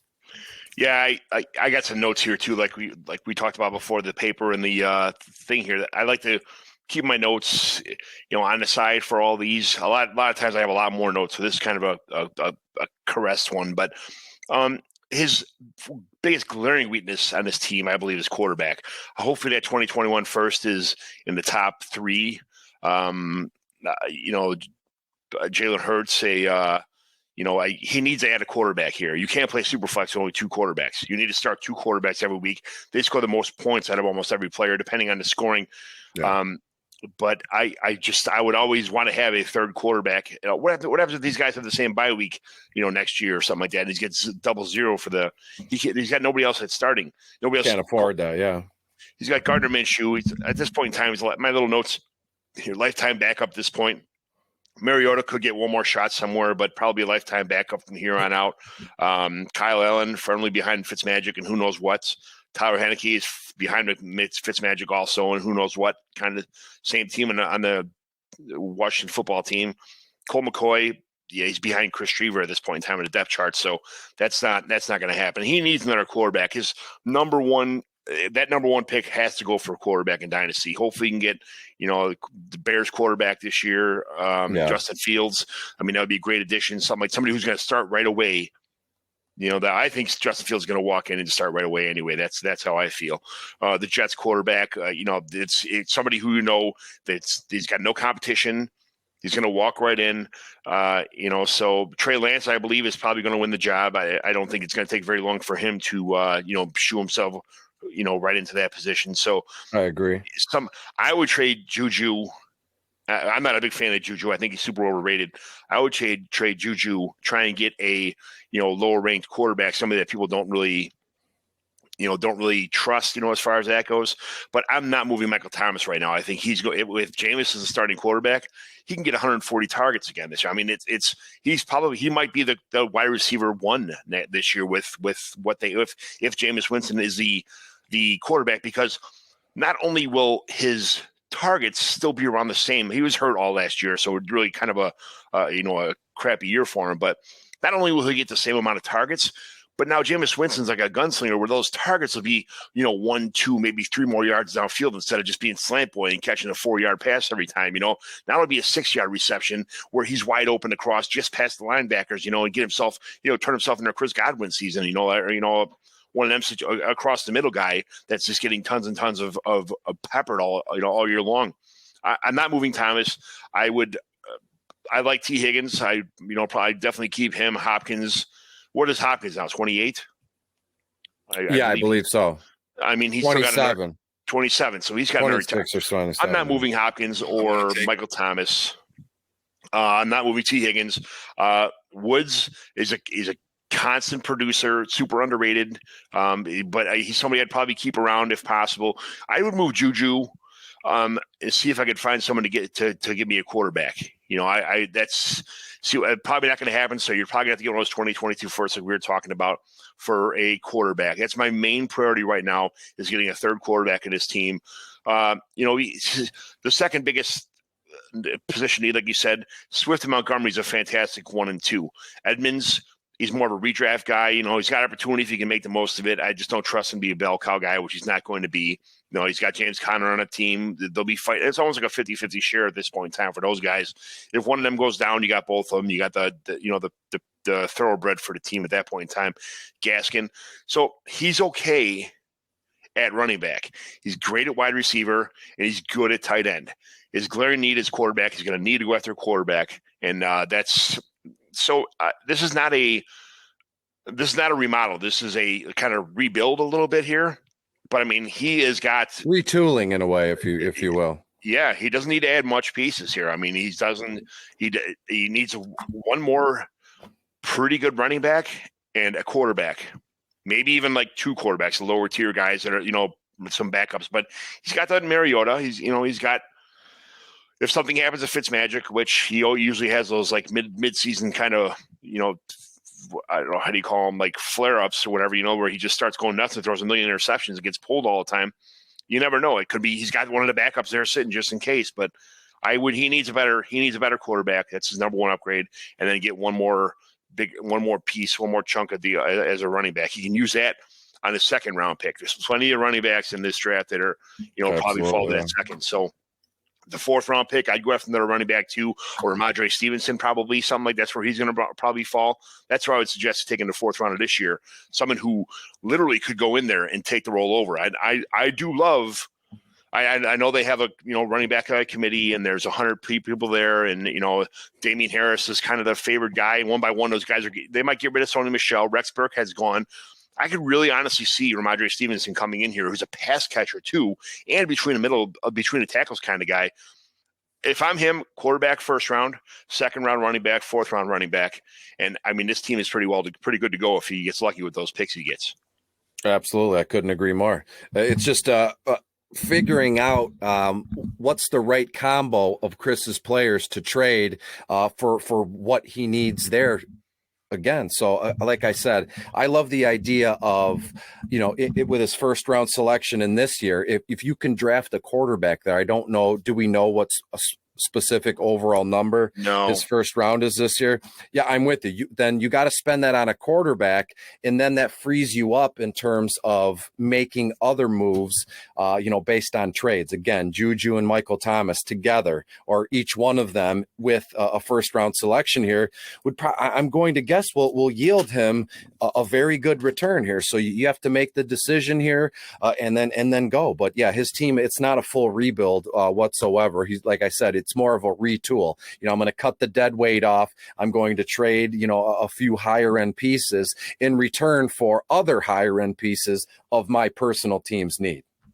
Yeah. I'm going to go through real fast. We already talked about those quarterbacks, but I would be looking to trade Chase Edmonds and James Conner, because they're going to be 1 year wonders at this point in time. I don't think either one of them is going to be a long-term solution in Arizona. Myles Gaskin, again, somebody else I'd be looking to trade. Get picks this year, get picks next year, get picks. You need some depth, but you're not going to be able to trade all these guys. So I would just try and send David Johnson is definitely somebody I'd be looking for some picks, or maybe take David Johnson, Tariq Cohen, somebody who's really bad at running back. His running backs after the first couple of guys are not terrible, and he's got great depth, but they're middle of the road guys, or they're more redraft guys, if anything. These are not dynasty assets. So I would trade anybody below David Montgomery. Would be on a trade block for me at this point in time, and I would try to get whatever I possibly can. Maybe bundle to him. Gaskin again. He's not the answer long term, but he's going to be good this year. So don't trade away everything, but try and get rid of some of these guys for some second round picks.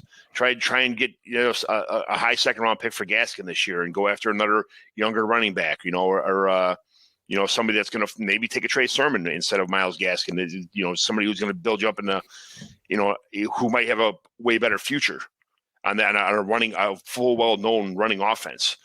And then we go to the wide receivers like Brandon Cooks. Houston's terrible, so you can get a lot of work this year.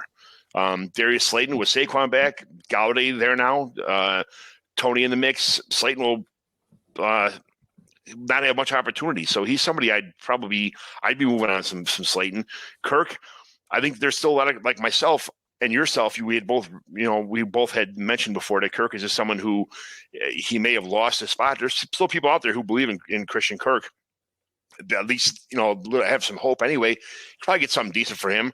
Crowder could get cut to save some money by the Jets, and then he can end up. He's a great slot guy. That's a good receiver. I'd probably wait, be a little patient with him, and see where he goes, and then try and sell high.